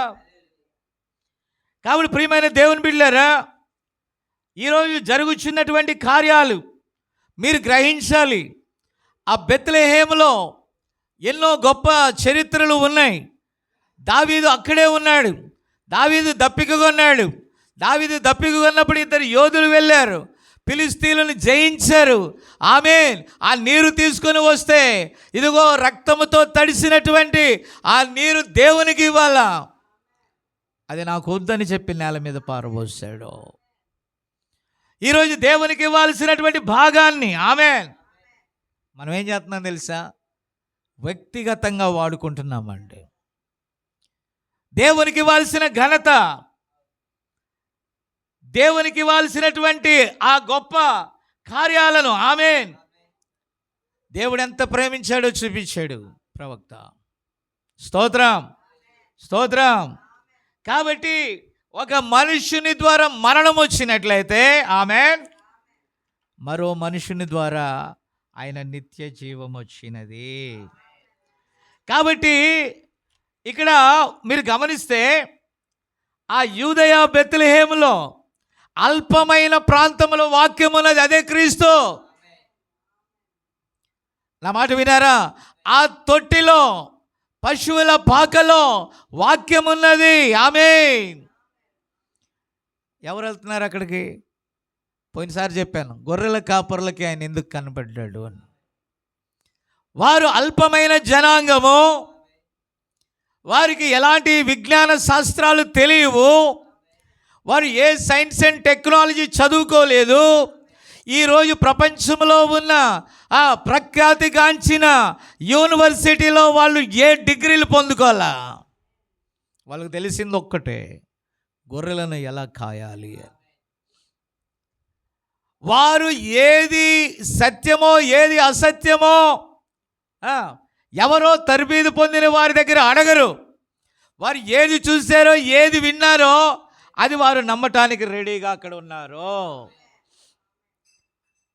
కాబట్టి పిల్లలు, ఎప్పుడైతే దేవదూత ద్వారా ఆ వెలుగును వారు చూశారో, దేవదూత వర్తమానం వారు విన్నారో, వారు వచ్చి యేసును ఆరాధించటానికి అభ్యంతర పడకుండా పశువుల పాకలోకి వెళ్ళారు. ఈరోజు మన పరిచర్య దేవుని మహాకృపను బట్టి ప్రజలు మెచ్చుకొని ప్రజలు గొప్పది అని చెప్పేటటువంటిది కాదు ఇక్కడ. ఎందుకో నాకు తెలియదు, నా పరిచర్య అంతా కూడా చాలా దీనమైనది. ఘనుల మధ్య దేవుడు నన్ను ఉంచలా. ఆమేన్. పుట్టడానికి పెరగటానికి ఘనమైన స్థానంలోనే నేను పెరిగాను. కానీ దేవుడు నాకు ఎక్కడ దొరికాడో తెలుసా? అల్పమైన స్థానంలో దేవుడు దొరికాడు. సామాన్యుల మధ్య దేవుడు నాకు దొరికాడు. ఈ అల్పమైన బెత్లెహేముగా ప్రజలు పిలువబడినప్పటికీ అది యూదా ప్రధానులలో ఎంత మాత్రమును అల్పమైనది కాదు. కాబట్టి పిల్లరా, ఆ బెత్లెహేములో, ఆ రొట్టెల ఇంటిలో యేసుక్రీస్తు జనించాడు. దేవుని స్తోత్రం. ఆ యొక్క పామరులైన వారు ఆయన ఆరాధించారు. జ్ఞానులైన వారు లేఖనము చెప్తున్నా హేరోదు అక్కడ ఉన్నప్పుడు ఆ రామాలో అంగలార్పు వినబడినని లేఖనము నెరవేరులాగున ఆ 2 సంవత్సరముల లోపు పిల్లల్ని చంపటానికి కారణమైంది.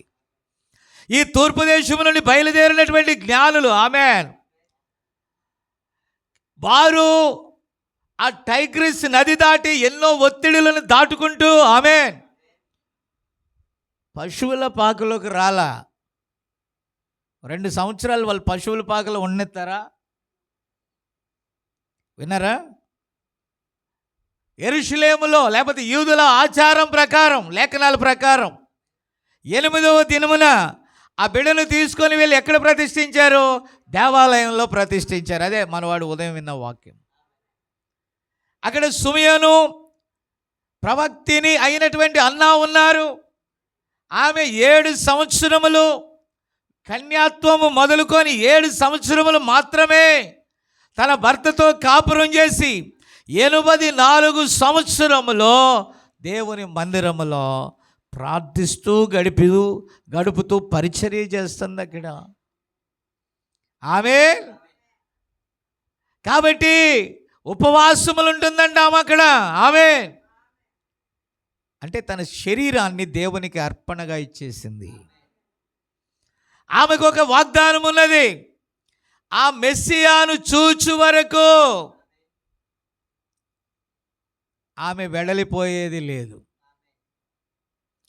కాబట్టి 8వ దినమున ఆ చిన్న బాలుడైన యేసుని తీసుకొని, ఆమేన్, యెహోవాని తీసుకొని, ఆమేన్, సృష్టికర్తని తీసుకొని, ఆమేన్, 40 సంవత్సరాలు దావీదు హృదయములో పుట్టి సొలొమోను చేతుల మీదుగా కట్టబడిన ఆ ఆలయములో ఒకనాడు ఆయన అగ్ని ధూమముగా లోపలికి వచ్చాడు.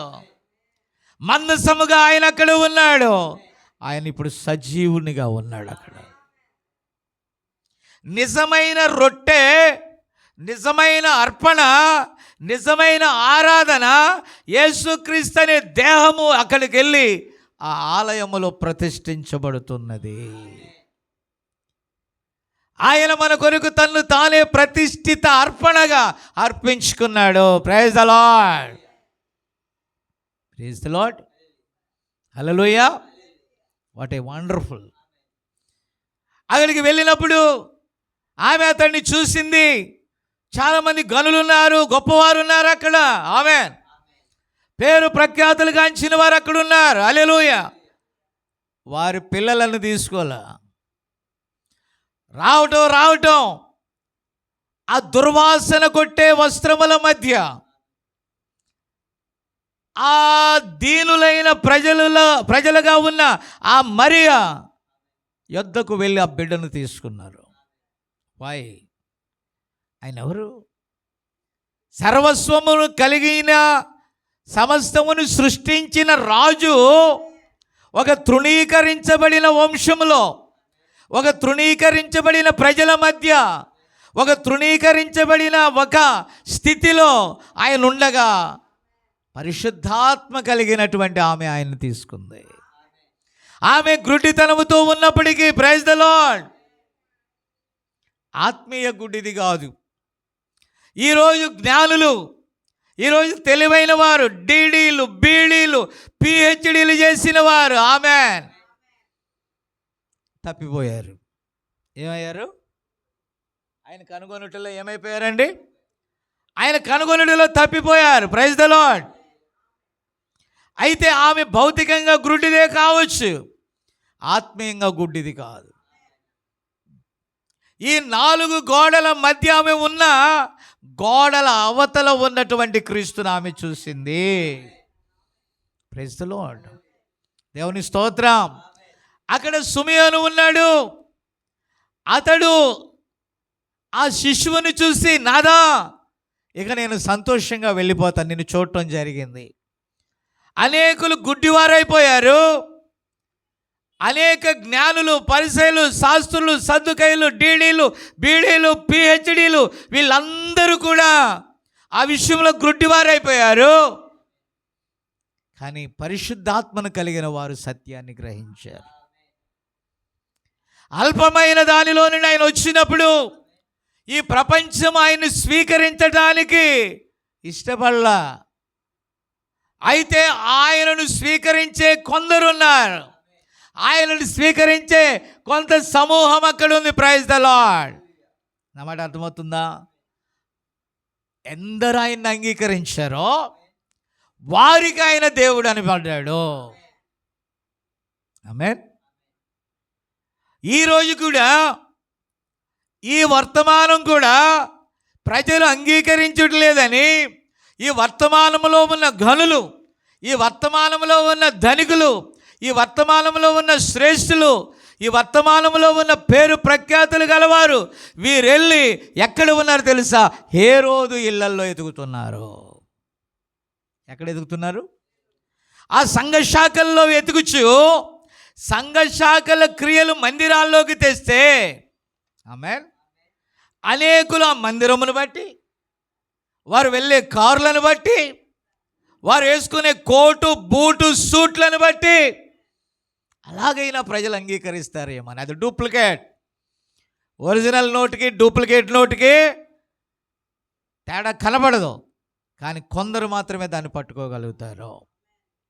కాబట్టి ఈ భౌతికపరమైన సౌకర్యవంతమైనదే వర్తమానం అన్నట్లుగా తీసుకొచ్చేశారు. నా మాట విన్నారా? చాలామంది అంటారు, వాళ్ళ పెద్ద పాస్టరు, వీళ్ళ పెద్ద పాస్టరు.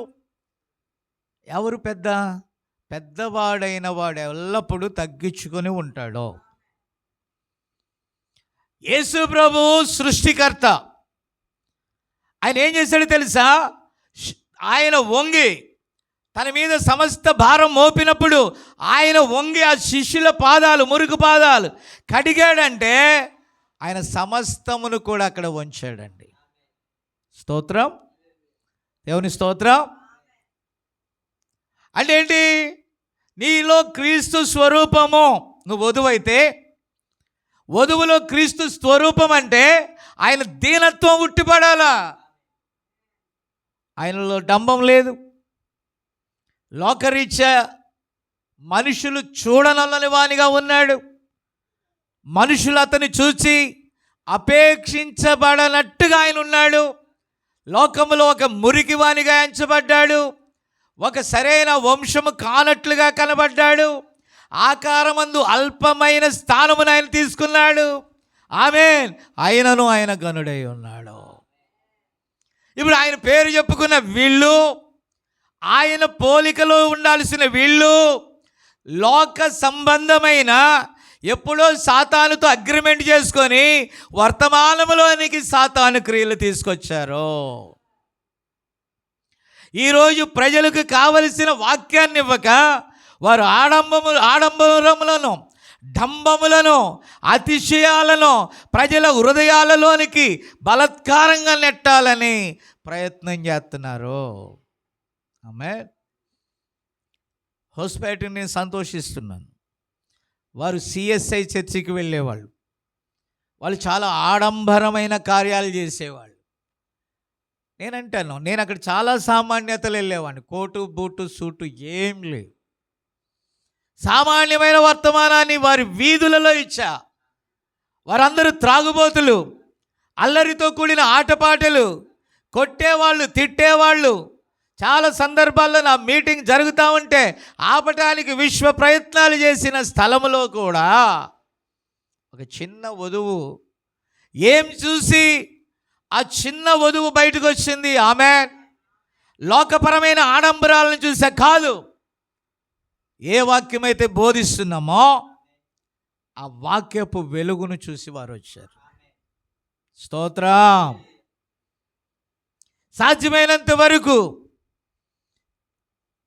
మాకు వర్తమానం తెలుసు, మాది వర్తమాన చర్చి, వర్తమానం అంటే మా చెవులు మెడకాయ కుదుకు కోసుకుంటాం అన్న వాళ్ళ దగ్గర నేను వెళ్ళి వాక్యం చెప్పను. నీకు అంతా తెలిస్తే నేనేం చెప్పను? వర్తమానంలో కోట్స్ అన్నీ నాకు తెలుసని నువ్వే చెప్తున్నప్పుడు నేను వెళ్ళి ఎందుకు అక్కడ చెప్పాలి?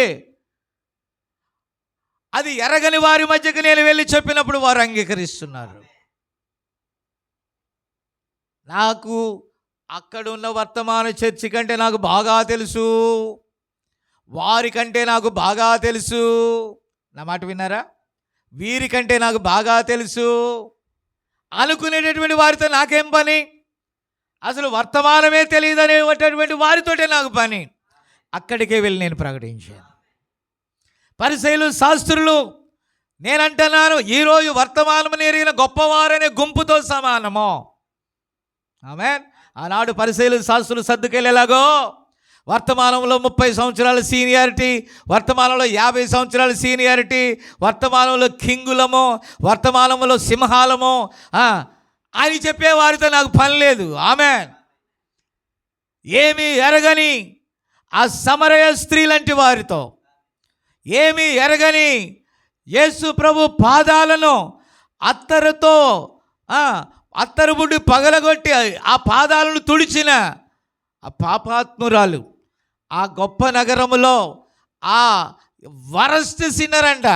విన్నారా? Worst sinner in city. ఆ సిటీలో చాలా నీచమైన స్థానంలో ఉన్న ఆమెకు సువార్త అవసరమైతే అక్కడికి వెళ్తున్నాను నేను. చాలామంది సోదరులు అంటారు, తప్పని నేను అంటలా, అయ్యగారు ఏదైనా ఉంటే మీ టాలెంట్ వచ్చి మా చర్చిలో ఉపయోగించవచ్చు కదా. మీరే ఇంత టాలెంట్ గల వాళ్ళు ఉంటే నా టాలెంట్ ఎందుకు సార్? అంతేనా?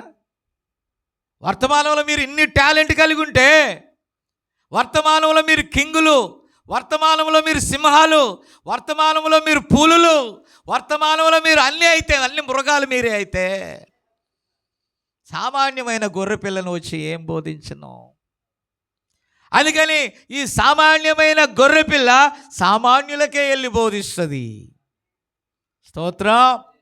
కాబట్టి ఈ తూర్పు దేశపు జ్ఞానులు అనుకున్నారు ఆ గొప్ప రాజు ఎక్కడుంటాడు అనుకున్నారు? రాజుల గృహంలో ఉంటాడు అనుకున్నారు. తప్పిపోయారు. ప్రియమైన దేవుని బిడ్డలారా, ఈ విషయాలన్నీ చాలా చెప్పాను. దేవుని వరములు ఎల్లప్పుడూ కూడా ఎక్కడికి వెళ్తాయి? వాటి స్థానము దగ్గరికి వెళ్తాయి. కానీ ఆ వరములు ఎలా ఉంటాయి తెలుసా? లోకానికి వెర్రితనము. ఎంత సాహసం అంటే, కన్య మరియ గర్భవతి అయినప్పుడు ఆమె, యోసేపు నీతిమంతుడు.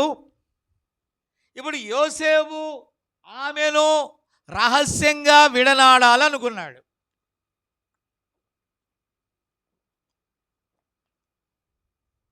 అవునా? అయితే ఇప్పుడు మొన్న ఈ మధ్య ఒక ఇన్సిడెంట్ లింగంగుంటలో విన్నాను. ఒక అమ్మాయి గర్భవతి అయ్యి బిడ్డను కూడా కన్నది. బిడ్డను కన్నాక ఆ బిడ్డకు అతడు నేను తండ్రిని కాదు, నా వలన ఆమె గర్భం ధరించలేదు. విన్నారా? ఆమె ఏదో పాపం చేసి ఉంటుంది అని అంటే, ఈ యొక్క డాక్టర్లు ఏం చేశారంటే ఆ డిఎన్ఏనో ఏదో సంథింగ్, అదేనా టెస్ట్ ఏమంటారు, అది ఏదో టెస్ట్ చేయించడానికి డాక్టర్లో పంపారంట. ఆ డబ్బులు నువ్వు కట్టుకోవాలన్నారంట ఆ అబ్బాయిని. విన్నారా? కాబట్టి పిల్లరా, ఆ టెస్ట్ చేస్తే ఆ టెస్ట్లో ఆ పిల్లవాడు లేకపోతే అమ్మాయి ఎవరికి పుట్టారో తెలిసిపోద్ది అన్నట్టుగా. విన్నారా? పోనీ ఆ టెస్ట్ కూడా యేసు ప్రభుకి అవసరంలా. అప్పుడు యోసేపు ఏం చేయాలా? ఆ రోజుల్లో టెస్ట్ ఉండి పోనీ అక్కడ పంపేవాడేమో. నా మాట అర్థం కావట్లా? ఇప్పుడు ఆ కుర్రోడు తేలింది, 14 సంవత్సరాల శిక్ష వేశారంట. నేనన్నాను, అక్కడ స్థానిక కాపరులు ఉన్నారు, సరే వాళ్ళు రక్షణ పొందినా పొందకపోయినా ఆ చర్చి దగ్గరికి వస్తారు. కాబట్టి నేను చెప్పాను, ఇంత రిస్కులు వద్దులే అని. చివరికి అమ్మాయి ఏం చేసింది, ఆత్మహత్య చేసుకుని చచ్చిపోయింది. ఆ బిడ్డను చూసుకుంది, ఏమైందో బాధ రోజు రోజు పెరిగిపోయింది. ఈ బిడ్డ ఇంకింతే కదా అనుకుంది, చనిపోయింది. ఒక ఒక ఒక మరణానికి కారణమైపోయిందండి అక్కడ. ఎందుకంటే నింద చాలా భయంకరమైన కార్యం కదా అది. నా మాట అర్థం కావట్లేదా? నిజంగా నేను అంటాను, ఆ ఊరికి శాపం అదే. పెద్ద మనుషులుగా చెప్తున్నారు కానీ శాపం అదే. కానీ అక్కడ మన వధువు పరిచర్య ఉండటం నాకు కొంచెం సిగ్గుగా కూడా ఉందండి. I'm sorry. నా మాట విన్నారా? అయితే ఆ అబ్బాయి తరపోళ్ళు ఎంత బలగమున్నా మనం ఏం చెప్పాలా? నీతిమంతులమైతే న్యాయమే చెప్పాలా? అమ్మాయి తరపోళ్ళు బలహీనులైనా, అబ్బాయి తరపోళ్ళు బలవంతులైనా మనం ఏం చెప్పాలి చెప్పండి? నీతి ఏ పక్షాన్ని నిలబడాలి చెప్పా ప్రతాపు? నీతి పక్షాన నిలబడాలి. నేను చెప్పా, వాళ్ళు ఒప్పుకోలే, వీళ్ళు ఒప్పుకోలే. పిల్లరా, కానీ అలాంటిది కూడా కాదు అది. అది ఒక భయంకరమైన సిచ్యువేషన్. నా మాట విన్నారా? దీని గురించి పరిశోధన చేయడానికి ఏమి లేదు. దేవుడే కార్యంలోకి రావాలా. నీకు ఏ విషయాలు తేలనప్పుడు దేవుడు తన వరముల ద్వారా నీతో మాట్లాడతాడు. ఇప్పుడు యోసేపునకు ఏమి ఇచ్చాడు? సన్నీ అంటాడు, ఏదైనా చెప్పు, ఏదైనా చెప్పు. ఏంటి నేను చెప్పేది? చిన్నారి చెప్పుద్ది. నేను అనేది ఏంటంటే, మనం కాదు అది. నీకు కావాలా నువ్వు అడుగు. చిన్నారికి కావాలా, చిన్నారిని అడగమను. నా మాట అర్థమవుతుందా? నేను అనేది ఏంటంటే, దేవుడు ప్రొవైడ్ చేస్తాడు, దేవుడు మాట్లాడతాడు. మాట్లాడ్డా? ఇదేమన్నా మెడికల్ టెస్ట్లా? నా జీవితం బాగుంటుందో లేదో చెప్పని బ్లడ్ టెస్టింగా? నాకు ఎందుకు కలిసి రావట్లేదో అని చెప్పే వైద్యశాలలో, లేకపోతే దాన్ని ఏమంటారు, అది ఎంఆర్ఐ స్కానింగ్లు ఉన్నాయా? ఉన్నాయా? మీ ఊర్లో ఉన్నాయా? Praise the lord. అలాంటప్పుడు నువ్వేం చేయాలి? నువ్వేం చేసావో, ఉపవాసం ఉండి దేవుడిని అడిగావో, వారు కూడా అదే చేయాలి. నేను అడిగాను 1997లో దేవుడు నాతో మాట్లాడినప్పుడు, దేవుడు నన్ను దర్శించినప్పుడు, నేను క్రీస్తుని అంగీకరించినప్పుడు. నా స్నేహితులు అన్నారు, అంటే అప్పుడు అంతా చదువుకున్నాం, నానా బేభత్సంగా ఉంది మా లైఫ్. నా మాట విన్నారా? అయితే నేను వరముల గురించి మాట్లాడుతున్నాను. అయితే ఏమైందో తెలుసా? వాళ్ళు అనేవాళ్ళు, నువ్వు థమ్సప్ తాగు, మేము తాగుకుంటాం. Just company ఇవ్వాలంట. ఏమి ఇవ్వాలి? అయితే నేను తిరిగి జన్మించిన వాడిని. అయితే అప్పుడు వర్తమానంలోకి రాయాలా, నేను సంఘశాఖల బోధల మధ్య ఉన్నాను. నేనే సంఘశాఖకి చెందిన వాడిని కాదు, కానీ ఏదో ఒక చర్చికి వెళ్ళాలి కాబట్టి ఫెలోషిప్కి వెళ్ళేవాడిని. కానీ ఫెలోషిప్ బోధనలు బట్టి నేను రక్షణ పొందలా. దేవుడు ప్రత్యక్షంగా నన్ను దర్శించాడు. ఆమెన్. నాకు ఒక వే ఉంది, దేవుడు అలా దర్శించాడు. ఏది లేనప్పుడు దేవుడు కళల ద్వారానే మాట్లాడతాడు. మనకు తెలిసిన వాళ్ళు ఫోన్ కాన్ఫరెన్స్లో ఉన్నారు, అరుణ వాళ్ళు. దేవుడు నాకు చెప్పాడు, ఫలానా వ్యక్తిని కాకుండా పెళ్ళైన వ్యక్తినే పెళ్లి చేసుకో. ఈ దేవుడు ఎలా చెప్తాడని నాకు తెలియగడుగుతాను. బైబిల్ చదవక తిక్కగా తిని తిక్క కళలు కానీ ఆ కళలను సాకారం చేసుకుంటే బండి వెళ్ళి ఎక్కడ పడుతుంది? పట్టాలు తప్పి పట్టాల పక్కన పడుతుంది. కాబట్టి ఇప్పుడు అరుణ సంపత్ వాళ్ళు నాని గురించి కూడా కలగన్నారు. ఎవరి గురించి? నాని హైదరాబాదులో బోధిస్తున్నట్టు, నాని హైదరాబాదులో డెవలప్ అయినట్టు, నాని ఒకరి కళలు ఒకరు కాదు. ఇప్పుడు వీళ్ళిద్దరి కళల మీద నాని డిపెండ్ అయ్యేళ్ళు ఏమైంది పట్ట? నేను అన్నాను, నాదేం లేదు, దట్ ఈజ్ యువర్ విల్లింగ్. వారికి వాక్యదానం కావాలన్నారు, మీరు వెళ్ళి వాక్యదానం చేసిరండి అన్న, అంతే. వాళ్ళు ఎంతకాలం ఉంటారు, ఎంతకాలం పొమ్మంటారు నాకు తెలియదు. మీ పనేదో మీరు చేయండి, వారి పనేదో వాళ్ళు ఎల్లప్పుడూ చేస్తారు. వేరొకరి పునాది మీద మనం వేయకూడదు. ఇప్పుడు యేసేపుకు సమస్య వస్తే ప్రతాప్ కలగని చెప్పటం కాదు అక్కడ. సమస్య ఎవరిది? మరియను కూర్చున్న సమస్య ఎవరు చెప్పవా? ఇప్పుడు కళ ఎవరికి రావాలి? రమేష్కా? నీ మీద కళ మీ నాన్నకు రావాలా? నో, విన్నారా? కాబట్టి యేసేపుకే రావాలి. కాబట్టి నేను ప్రార్థన చేసే, ప్రభువా బలవత్కారంగా నేను దేవుణ్ణి నమ్ముకున్నాను రా బాబు అంటే వాళ్ళు విడవట్లా, రక్షణ పొందాను రా బాబు అంటే వాడు విడవట్లా. వాళ్ళు వచ్చే ముందు ఎక్కడ పారిపోదామన్నా నన్ను అక్కడ పట్టుకుంటున్నారు. పొలం వెళ్తే పొలం కాడు ఉన్నారు, వీధిలోకి వెళ్తే వీధుల్లో ఉన్నారు. నన్ను ఈ ప్రాంతం నుండి నాయన తప్పించు, వీళ్ళ వశం నుండి తప్పించంటే చూచాయగా కుడివైపున ఒక కొండలు కనబడుతున్నాయి వరుస. నాకు అప్పుడు చాలా తక్కువ అటు నేను వెళ్ళటం. ఎడం ప్రక్కన ఎక్కడో దూరముగా సింగిల్గా ఒక 2 కొండలు కనబడుతున్నాయండి. వాటి మధ్యలో మెటల్ రోడ్డు ఉన్నది. మెటల్ రోడ్డు మీద నేను సైకిల్ తొక్కుతున్నా. అది ఆ దినాన నాకున్న కళ, వినారా? కాబట్టి దాని గురించి నేను మర్చిపోయాను. ఎన్నోసార్లు చెప్పాను నేను అది. దాని గురించి నేను మర్చిపోయాను. ప్రభా నన్ను తప్పించాను. నేను ఇలా ప్రార్థన చేసుకుంటూ ఈ స్నేహితుల మధ్య, ఈ చెడిపోయిన ప్రజల మధ్యలో నన్ను వేరు చేయమని ప్రార్థన చేస్తున్నప్పుడు ఒకరోజు సడన్గా నాకు ఒక లెటర్ వచ్చింది. ఆ లెటర్ను బట్టి నేను ప్రకాశం జిల్లా వెళ్ళానండి. ఆమె ప్రకాశం జిల్లా వెళ్ళేటప్పుడు వెళ్ళిపోయా, తెలియదు. వెళ్ళి కొద్ది దినాల తర్వాత వేములపాడు రావటానికి కొద్ది దూరం సైకిల్ తొక్కుతున్నా, కొద్ది దూరం నడుస్తున్నా, కొద్ది దూరం, ఎందుకంటే రోడ్డు మెటల్ రోడ్డు అనమాట.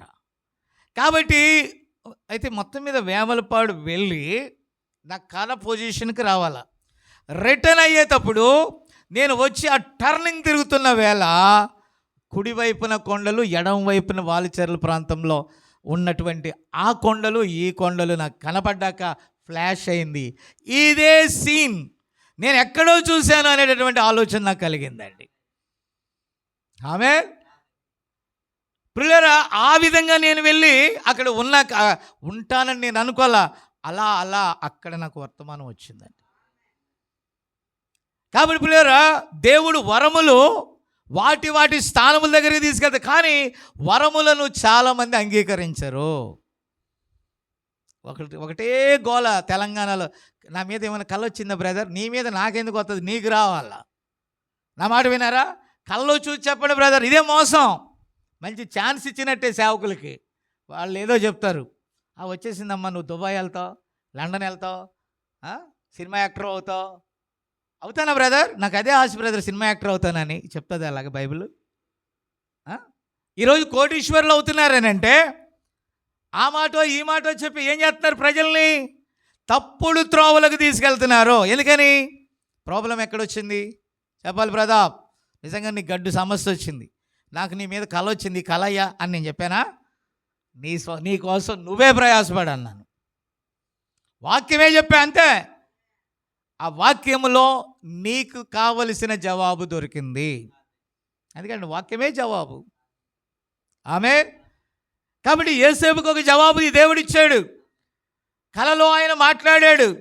ఆమెను చేర్చుకొనడానికి భయపడవద్దని చెప్పాడు. ఆమేన్. స్తోత్రం.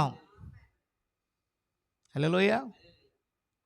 కాబట్టి ప్రియమైన దేవుని బిడ్డలారా, ఈ కళ ప్రవక్త అంటాడు సరిగా అనువదించబడినట్లయితే, ఆమేన్, మీకు అర్థమైందా? అది ఒక ఏమన్నాడు అని అంటే, అది ఒక దర్శనముతో సమానము అన్నాడు. దేవుని స్తోత్రం. హల్లెలూయా, హల్లెలూయా. కాబట్టి పిల్లరా, ఇవన్నీ నేను చెప్పుకుంటా పోతే చాలా సమయం అయిపోద్ది. ఈరోజు కొంత ఆలస్యంగా మనం ప్రారంభించాం. ఆ తూర్పు, నేను కొన్ని ముఖ్యమైన విషయం చెప్పేసి వదిలేస్తానండి. అదేంటంటే, ఆ తూర్పు దేశపు జ్ఞానులు ఎస్పెషలీ 3 బహుమానాలు తీసుకొచ్చారండి వాళ్ళు. ఇందాక చెప్పాను, దేవునికి ఇష్టమైన నిజమైన బహుమానం ఏంటంటే మన హృదయం. నువ్వు ఇచ్చే బహుమానము నీ హృదయాన్ని సూచిస్తుంది. ఆమేన్. నిన్న ప్రతాప్ వచ్చి అంటున్నాడు, అయ్యగారు మరలా మీరు ఎవరినో డబ్బులు అడుగుతున్నట్టున్నారు, అవునా? అడుగుతున్నారు, ఏందయ్యా మరి సరిపోకపోతే అక్కడ దాకా ఆపేసి వెళ్ళిపోతాలే అన్నాడు. లేదు లేదు, నేను ఇష్టపడుతున్నా, అది కష్టమే. ఇక్కడ మనకి ఆరాధన చేసుకోవటానికి దేవుడిచ్చిన ఒక చిన్న అవకాశం. ఆమేన్. ఈ అవకాశం కోసం నా దగ్గర లేవు, కానీ దాన్ని నేను వినియోగించాల. అది నా యొక్క ఇష్ట అర్పణ. కాబట్టి నేను అప్పు చేసి పప్పు కూడా తినలా, అప్పు చేసి పలావులు తినలా, అప్పు చేసి బిర్యానీలు తినలా. అప్పు చేసి ప్రభు యొక్క రొట్టెల ఇల్లుగా ఇక్కడ నుంచి వాక్యము ఎలా వాక్యం ఎలా వెళ్ళాలో. మనం బెలగాం వెళ్ళాం. బెలగాం వెళ్తే వాళ్ళందరూ ఎంతమంది గ్యాదర్ అయ్యారా ఇంట్లో? వాళ్ళు అన్నారు, మాకు వాక్యం కావాలయ్యా. ఇప్పుడు మన నాని సోదరులు కొంతమంది అక్కడ రెడీమేడ్గా ఉన్నారని మన సోదరుడు వెళ్తాం మంచిదే, నేను కాదంటలా. కానీ లేని చోట ఎన్నున్నాయండి మనకి? మాకు వాక్యం కావాలని. చివరికి వాళ్ళు అన్నది ఏంటో తెలుసా? అయ్యా దయచేసి లైవ్ అన్నా ఇవ్వండి అయ్యా ఆదివారం. ఇప్పుడు అక్కడ హైదరాబాదులో ఈ అరుణ సంపత్ వాళ్ళు, అయ్యా ఎప్పుడు మేము డానియల్ని అడిగినా విన్నారా, నేను ఇవాళ ఫైనల్గా తేల్చేసాడంట, మేరీ రాకుండా నేను హైదరాబాదులో మీకు కనపడను. నా ప్రాణము, నా గుండెకాయ, నా సేవ, నేను మొత్తం దేని మీద ఆధారపడి ఉన్నా? నాకు తలకాయ లేదు కదా బాబాయ్, నీకు తెలీదా? నా తలకాయ ఎవరిలో ఉంది? తన భార్య అయిన మేరీలో ఉంది. ఒకనాడు పిల్లలు లేనప్పుడు దేవుడు పిల్లల్ని ఇచ్చాడు. ఒక కొడుకు పుట్టి ఇబ్బందికరంగా ఉన్నప్పుడు కుమార్తెను కూడా ఇచ్చాడు. కొడుకు కుమార్తె ఇద్దరు బాగున్నారే. ఇంకా అలాగా దేవుడు నాకు చేసిన ఒక చిన్న ఉపకారం ఏంటంటే, మరణకరమైన సమయంలో మరణములో నుండి జీవంలోనికి దాటించి ఆమె అంటే ఈ సత్యాన్ని, ఈ బోధను, ఈ వాక్యాన్ని నాకు ఇచ్చి ఆత్మీయంగా నన్ను దేవుడు బలపరిచి బ్రతికించినందుకు కృతజ్ఞతగా నేను ఇన్ని కార్యాలు ఎంతో ఓపిక చేసుకొని, ఎంత దూరమైనా వెళ్ళి, ఎంత ఖర్చైనా పెట్టి దేవుని పనిని చేస్తున్నానే. ఆయనకి ఇంకా ఏమిచ్చి రుణం తీర్చుకోగలం మనం? బిడ్డలు లేనప్పుడు బిడ్డల్ని ఇచ్చాడే. డాక్టర్లు ఇచ్చారా? ఎన్నో డాక్టర్లకి లక్షలాది రూపాయలు ఖర్చు పెట్టారే, కానీ దేవుడు ఇచ్చాడే. ఇచ్చినప్పుడు మరింత కృతజ్ఞతగా మా అమ్మ అదే చేసింది. 22 సంవత్సరాలకి నీవు నా కుమారుని ఇచ్చావు, నా కుమారుని నేను చదివించవచ్చు, ఉద్యోగాలు చేయించవచ్చు కాదు, నేను ఒక మొక్కుబడి చేసుకున్నా. వాడు భౌతిక భవిష్యత్తును గురించి నేను ఆలోచించను, నీకు ఇచ్చిన మాట గురించే నేను ఆలోచిస్తాను. ఎలాగైనా అతన్ని నీ సేవలోకే తీసుకోని ప్రార్థన చేస్తే చాలా వ్యసనపడేవాడిని నేను. కానీ ఈరోజు ఆనందిస్తున్నానండి. ఈరోజు చాలా సంతోషంగా ఉన్నాను నేను. ఆమేన్. నీవిచ్చిన ఈ కుమారుణ్ణి తిరిగి నీ సేవకే నువ్వు తీసుకో. నేను సేవ చేసే టయానికి, విన్నారా, నేను సేవ చేసే టయానికి, ఆమేన్, నా మాట మీకు అర్థమవుతుందా? అప్పటికే 3 పిల్లలు. ఏదో ఒక ఉద్యోగం చేస్తేనే కానీ వీళ్ళ 3 నేను పోషించలేను. అప్పటికి మా నాన్న, మా అమ్మ ఇద్దరు కూడా వాళ్ళు ఎక్కడున్నారు? బెడ్లో ఉన్నారండి. ఎక్కడున్నారు? మా నాన్న ఒకరు చేయి పట్టుకొని యూరిన్కి, బాత్రూమ్కి తీసుకెళ్ళాలి. మా అమ్మ పారలైజ్ అయినప్పుడు ఆమెని ఒకరు తీసుకెళ్ళాలి. 2 పేషెంట్లు ఇంట్లో, వాళ్ళ మెడికల్ ఛార్జెస్ అవన్నీ చూసుకోవాలి. మళ్ళా ప్రశాంత్ అప్పుడే కాన్వెంట్కి వెళ్తుందండి, స్కూల్ ఫీజులు కట్టాలి. నా మాట విన్నారా? ఇలాంటి పరిస్థితుల్లో బీఈడి అయ్యి డిఎస్సికి ప్రిపేర్ అయ్యి ఉద్యోగం చేయాల్సిన సమయంలో, ప్రైజ్ ద లార్డ్, నా మాట అర్థం చేసుకోండి, అప్పుడు అన్నీ మానేసి, చిన్నారి వినాల, నువ్వు సేవకు రావటం అంటే సామాన్యమా? నా మాట అర్థమవుతుందా? ఇప్పుడు ఎవరు ఒప్పుకోరు అది. పోనీ ఏదైనా ఆసరాగా, ఆమేన్, ఆస్తులు పాస్తులు కోట్లు, అంతేనా, కోట్ల రూపాయల డబ్బులు బ్యాంక్ బ్యాలెన్సులు ఉంటే ధైర్యం చేసుకొని సేవలో అదో ఇదో బయటికి రావచ్చు. మన జాగ్రత్త వినాలి మీరు. కాబట్టి ఏదో ఉంటే బయటికి రావచ్చు, ఆమేన్. కానీ దేవుని మాట నన్ను బలవంతం చేసింది. అయితే ఏదైనా పట్టణం వెళ్తే కొంత జాబ్ చేసుకుంటా, విన్నారా, అదే టౌన్ అనుకో, ఏదో స్కూల్లోనో అక్కడో ఎక్కడో పని చేసుకొని సేవ చేయొచ్చు. ఊరు నాయన ఆ రక్షణాపురంలో లేకపోతే ఆ లింగగుంట్ల ప్రాంతంలో అటవీ ప్రాంతంలో ఏ స్కూల్ ఉంది? కానీ దేవుడు స్కూల్ కూడా ఇచ్చాడండి. దేవుని స్తోత్రం కలుగును గాక. అక్కడ ఒక ఎంఈఓ వచ్చి మీరు ఈ స్కూల్లో భార్యాభర్తలు ఇద్దరు చేసుకోండి, అది ఎర్లీ చైల్డ్ ఎడ్యుకేషన్ అనగా ఆ ప్రాంతంలో స్కూల్ లేదు కాబట్టి ఆ స్కూల్ని ప్రొవైడ్ చేసిందండి గవర్నమెంట్. ఆమెన్. ఆ తర్వాత కొద్ది కాలం దాంట్లో చేశాక కొంత పోషణ దేవుడు ఇచ్చాడు. కొంత పోషణ దేవుడు ఇచ్చిన తర్వాత ఆమె ఎంఈఓ గారు మమ్మల్ని పిలిచి అన్నారు, గవర్నమెంట్ సెలెక్ట్ చేసింది ఇక్కడ స్కూల్ ఇవ్వాలని, మీరు మీకు వచ్చే స్కూల్ని గవర్నమెంట్ స్కూల్లో కలిపేస్తేనే కానీ మాకు వద్దని, మేము ఈ జాబ్ చేయమని కాంట్రాక్ట్ వదులుకుంటే అది గవర్నమెంట్ స్కూల్ వస్తుంది ఆ ఊరికి. అప్పుడు గవర్నమెంట్ మీ ఊరిలో ఏం కట్టిస్తారు? స్కూల్ కట్టిస్తారు. అమ్మ వినాలి వినాలి వినాలి, అయిపోయింది, ముగిచ్చేస్తున్నా. మీ ఊరిలో స్కూల్ కట్టిస్తారు అని చెప్పినప్పుడు ప్రైజ్ ద లార్డ్, నా మాట విన్నారా? మళ్ళా అక్కడ త్యాగం చేయాల్సి వచ్చింది. ఆలోచించా. ఇంకో ఎంఈఓ గారు ఒక ఆయన అన్నాడు, ఒక ఆయనేమో మరి మీ ఇష్టం, మీ ప్రజలు కనుక మీ ఊరోళ్ళు కనుక వదిలేసేసి వాళ్ళకి స్కూల్ ఇస్తారా, లేకపోతే ఇంకొక 2 సంవత్సరాలు మీరు సెటిల్ అయ్యేదాకా విన్నారా ఆ స్కూల్ని నడుపుకుంటారా, ఎలాగైనా ఓకే అన్నారండి. కానీ మేమేం చేసాం తెలుసా? ఆ ఊరిలో స్కూల్ వస్తే ఊర్లో వాళ్ళు అందరూ కూడా బాగుపడతారు చదువుకొని అని చెప్పేసి దాన్ని విడిచిపెట్టేశాం.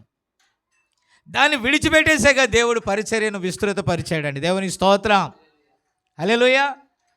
2012లో బయటకు వచ్చాక ఆనాటి నుండి ఈనాటి వరకు దేవుడు ఏది తక్కువ చేయకపోగా అనేక ప్రాంతాలలో ఈ సువార్త విస్తరించడానికి దేవుడు ద్వారం తెరిచాడు. ఆమెన్. అంటే ఒక్క హృదయాన్ని కానుకగా ఇచ్చినప్పుడు అనేక హృదయాలను ఇటువైపు దేవుడు తిప్పాడండి. లేకపోతే చెన్నైలో మనం ఎందుకుంటామో, చెన్నైలో మీరు ఎందుకుంటారో?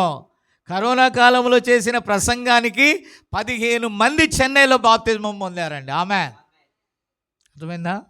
దట్ ఈస్ ద దేవుడు ఆ వరములను ఆ స్థానానికి తీసుకొని వచ్చాడు. ఆమేన్. కాబట్టి నేను అంటాను, ఇవ్వాలనేటటువంటి మనస్సే దేవుడు చూస్తాడు, కానీ నువ్వేమిచ్చావనేది దేవుడు చూడడు. ఆమేన్. కాబట్టి నేను దేన్ని సమర్పించాను? నా జీవితాన్నే సమర్పించా. ఆ జీవితాన్ని దేవుడు ఫలభరితంగా అనేకులకు ఆశీర్వాదకరంగా మార్చాడు. ఆమేన్.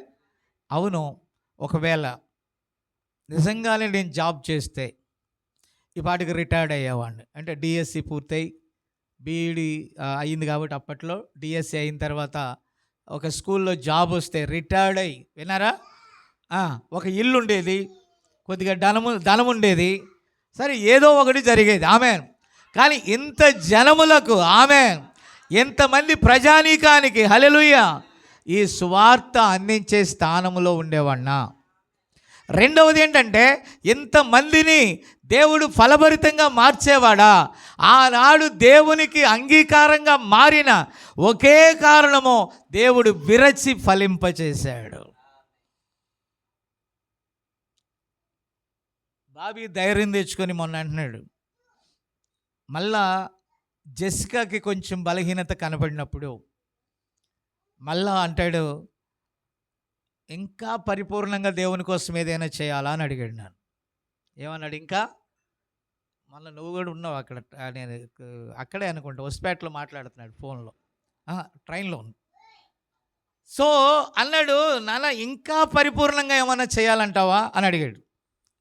ఏమన్నాను అంటే, ఇప్పుడు ఏదో ఈ కోచింగ్స్ పెడుతున్నాను, అవి పెడుతున్నాను, చాలా చోట్ల నన్ను పిలిచినప్పుడు నేను వెళ్ళకపోతున్నాను, అంటే ఈ కోచ్ ఇది ఉంటుంది కదా, క్లాసెస్ చెప్పాలి కాబట్టి కష్టమైపోతుంది అని చెప్పి ఒక వెబ్సైట్ తీసుకొని, వెబ్సైట్లో ఆన్లైన్, అంటే దాన్ని ఏమంటారు, అది కోర్స్, ఆన్లైన్ కోర్సెస్ కదా, ఆన్లైన్ కోర్సేనా, ఆ వెబ్సైట్లో దాన్ని ఆన్లైన్ కోర్స్గా రికార్డ్ చేసి అప్లోడ్ చేస్తున్నాను, నా కోసం ప్రార్థన చేయి, ప్రభు చిత్తమైతే 2026 జనవరి నుండి పూర్తిగా ప్రభు పని లోపలికి నేను వచ్చేస్తాను. తర్వాత పాపకు స్కానింగ్ చేశారు, అన్నీ చూశారు. చూస్తే కొంచెం వయసుతో పాటు వచ్చేటప్పటికి ఇక్కడ ఉన్నటువంటి అవన్నీ హోల్స్ ఓపెన్ అవుతాయి, ట్యాబ్లెట్ల ద్వారా అంత నార్మల్ అయిపోద్ది, నో ప్రాబ్లం ఉంది. ఏంటది? డిసైడ్. ఏంటంటారు అది? సమర్పణ. ఏంటది? దేవునికి నువ్వు ఎంతగా సమర్పణ చేసుకుంటావో. ఇప్పుడు ఇక్కడ ఉన్న సన్ని ఈ తీసే స్టాండ్ సరిలేదు బాబాయ్, ఊగిపోతుంది, సరిలేదు మామ ఊగిపోతుంది అన్నట్టుగా మన వాళ్ళతో మాట్లాడుకుంటూ ఉన్నారు వీళ్ళంతా. విన్నారా? కాబట్టి వాళ్ళ బాబాయ్తోనూ మనతోటి వీళ్ళతో వాళ్ళతో పిల్లలందరూ డిస్కషన్ చేసుకొని తనకి ఏదో కొంత అమౌంట్ వస్తే ఇమ్మీడియట్లీ తెచ్చి అక్కడ పెట్టాడు. That is the dedication. దేవుని దగ్గరికి ఊరక రాకూడదు. మనం ఆయన పని చేస్తున్నప్పుడు ఆయన కోసం మనం ఏదో ఒకటి చేయాలా. కీబోర్డ్ ఒక పరిచర్య, వీడియోగ్రాఫింగ్ ఒక పరిచర్య, ఇక్కడ అన్నీ ఇదిగో ప్రతాప్ చేసినది ఒక పరిచర్య, అది ఆ ప్రతాప్ ఆటో ద్వారా ఒక పరిచర్య. విన్నారా? తలా ఒకరు నీకే పని దేవుడు ఇచ్చాడో ఆ పనిని దేవుని కోసం కొంత పరిచర్య చేయాలి. కాబట్టి తూర్పు దేశపు జ్ఞానులు ఊరికే రాలి ఆయన దగ్గరికి బంగారం తీసుకొని వచ్చారు. బంగారము దైవత్వము. ఆ బంగారమే క్రీస్తు. ఎందుకనంటే దేవుడే శరీరములోకి వచ్చేసాడని ఒకరు ఆ బంగారాన్ని తీసుకొచ్చారు. ఆమెన్. ఆ బంగారము దైవత్వాన్ని చూపిస్తుంది. యేసుప్రభు అన్నాడు, మీరు నాలో నేను మీలో ఉంటే నేను చేసిన కార్యాలు మీరు చేస్తారు. ఆ దైవత్వం మీలో నుండి విడుదలవుతుంది. ఆమేన్. కాబట్టి నేను ముగిస్తున్నాను ప్రియులారా. ఇంకోటి రెండవది సాంబ్రాణి. సాంబ్రాణి అంటే పరిచర్య. సాంబ్రాణి అంటే ఏంటి? కాబట్టి ఇక్కడ మీరు తర్వాత చదువుకోండి. మత్తయి సువార్త 12:15-21 వరకు. అక్కడ ఏమన్నాడు తెలుసా? ఈయన నా ప్రియ కుమారుడు, ఆమేన్, ఈయనలో నేను ఆనందిస్తున్నాను. అంటే ఆయన ఒక నీరు తెచ్చి పోసినప్పుడు, పరిచర్యలో పోసినప్పుడు, దేవునికి సమర్పణగా మారినప్పుడు, ఆమేన్, ఆ ఒక్క శరీరమైన క్రీస్తే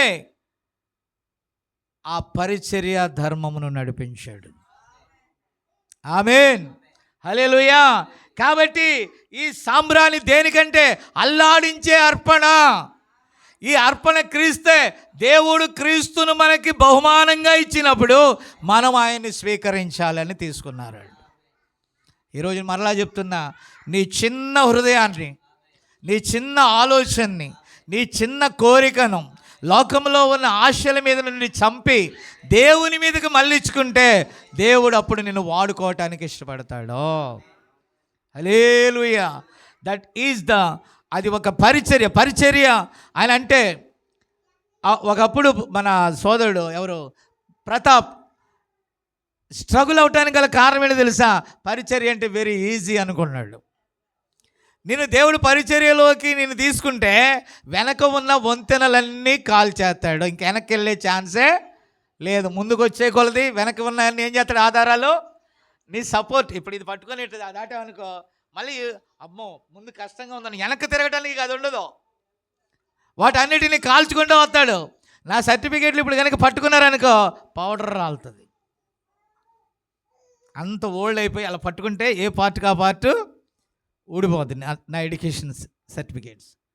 కాబట్టి మనం ఎలాగోలాగా బతికేద్దాం. ఇప్పుడు బాబీ అన్నాడు, బాబీకి టాలెంట్స్ ఉన్నాయి ప్రవీణ్కి. ఆ టాలెంట్లని ఏం చేస్తున్నాడు? దేవునికి అర్పణ. టాలెంట్స్ని ఏం చేస్తున్నాడు? ఒక్కొక్క టాలెంట్ టర్న్ అప్ టు వాళ్ళకు ఉన్నటువంటి తలాంతుని దేని వైపు తిప్పుతున్నాడు? దాన్ని దేవునికి 100% వాడటానికి ఉపయోగిస్తున్నారు. ఆమె ఇప్పుడు నీ తలాంతులు దేనికోసం ఇవ్వటానికి వచ్చావు? ఇక్కడ దేవుడు అది కోరుకుంటున్నాడు. నా చదువు పోసేసాను నీళ్ళ మీద, నాకు కలిగిన టాలెంట్స్ పోసేసాను, మాకు కలిగిన కొద్దిపాటి డబ్బు పొలం కూడా దేవార్పితం, మొత్తం ఆయన పరిచర్యలో పోసేసాను. ఆమె ఇప్పుడు నాకు మిగిలింది మీరే. సజీవ విత్తనాలు వచ్చినాయి నాకు. కొబ్బరి మొక్కనికి కొన్ని రోజులు కాయలు అయిపోయాక నరికేస్తాం. ఇది నరికేది కాదు, ఇక్కడ అక్కడ కూడా ఉండేది. మళ్ళా ఇక్కడ మిమ్మల్ని చూస్తాము, అక్కడ కూడా మిమ్మల్ని చూస్తాం. అది నిజమైన అర్పణ. దాని స్థానానికి చేరుకుంటాయి. ఆమేన్.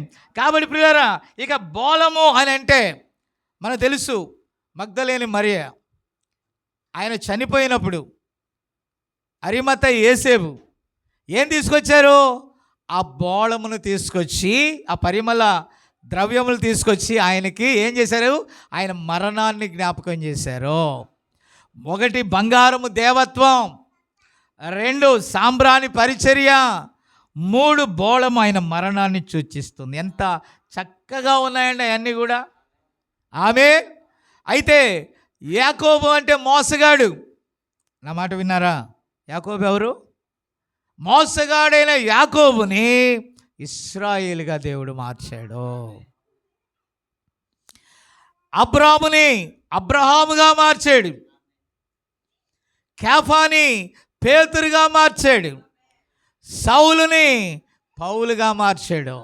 ఈరోజు మన ఈ దీన శరీరాన్ని ఆయనకు ప్రతిష్ఠించినప్పుడు ఆమేన్, నిన్ను దేవుడు సువర్ణముగా మారుస్తాడు.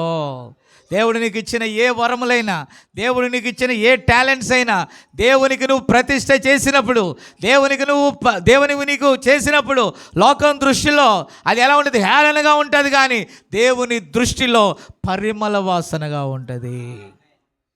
అందుకే యేసుప్రభు, నీ తండ్రి చేయి క్రియలనే చేయటానికి వచ్చాను, నాకు నేనుగా ఏదియో చేయట్లేదు. ఆయన ఏది చేశాడో అదే నేను చేశాను. ఆమేన్. నేను లోకంలో ఎవరిని సంతోషపెట్టలా, లోకస్తులను సంతోషపెట్టలా, బంధువులను సంతోషపెట్టలా. ఆ సమస్తమును తెచ్చి దేవుణ్ణి సంతోషపెట్టడానికి పరిమళ వాసనగా పోసాను. హల్లెలూయా. అందుకే ఇక్కడ కర్ణాటక ఎక్కడికి వెళ్ళినా ఈ వాక్య సువాసన ఏమవుతుంది? వెదజల్లబడుచు ఉన్నది. స్తోత్రం. చిన్న ప్రార్థన చేసుకొని ముగించుకుందాం. ప్రేమగల మా తండ్రి, పరిశుద్ధుడా, నీ కొందనాలు నాయనా. ప్రభా, నీ కుమారుడు కొన్ని విషయాలు మాట్లాడాడు, ఆ తదుపరి నేను కూడా కొన్ని మాటలు చెప్పాను.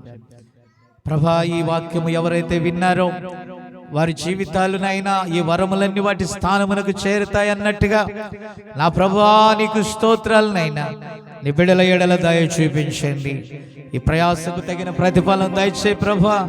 ఎవరైతే నాయనా ఆ వాక్యమును అంగీకరిస్తారో, ఎవరైతే ఆ వాక్యాన్ని అంగీకరించి నీకు సమర్పించుకుంటారో వారి జీవితాలలో నాయనా వారిని నాయనా నూతన సృష్టిగా మార్చే దేవుడు ప్రభువా. అందును బట్టి నీకే వందనాలు నాయనా. ఈ ప్రాంతంలో ఈ గడియ వర్తమానమును నాయనా ప్రచురించటానికి ప్రభువా ఈ చిన్న దాగు చోటు మీరు ఇచ్చారు, ఈ చిన్న స్థలాన్ని మీరు ఇచ్చారు నాయనా. యేసు నామములో నీ వాక్యముతో దీన్ని ప్రతిష్ఠ చేయండి ప్రభువా.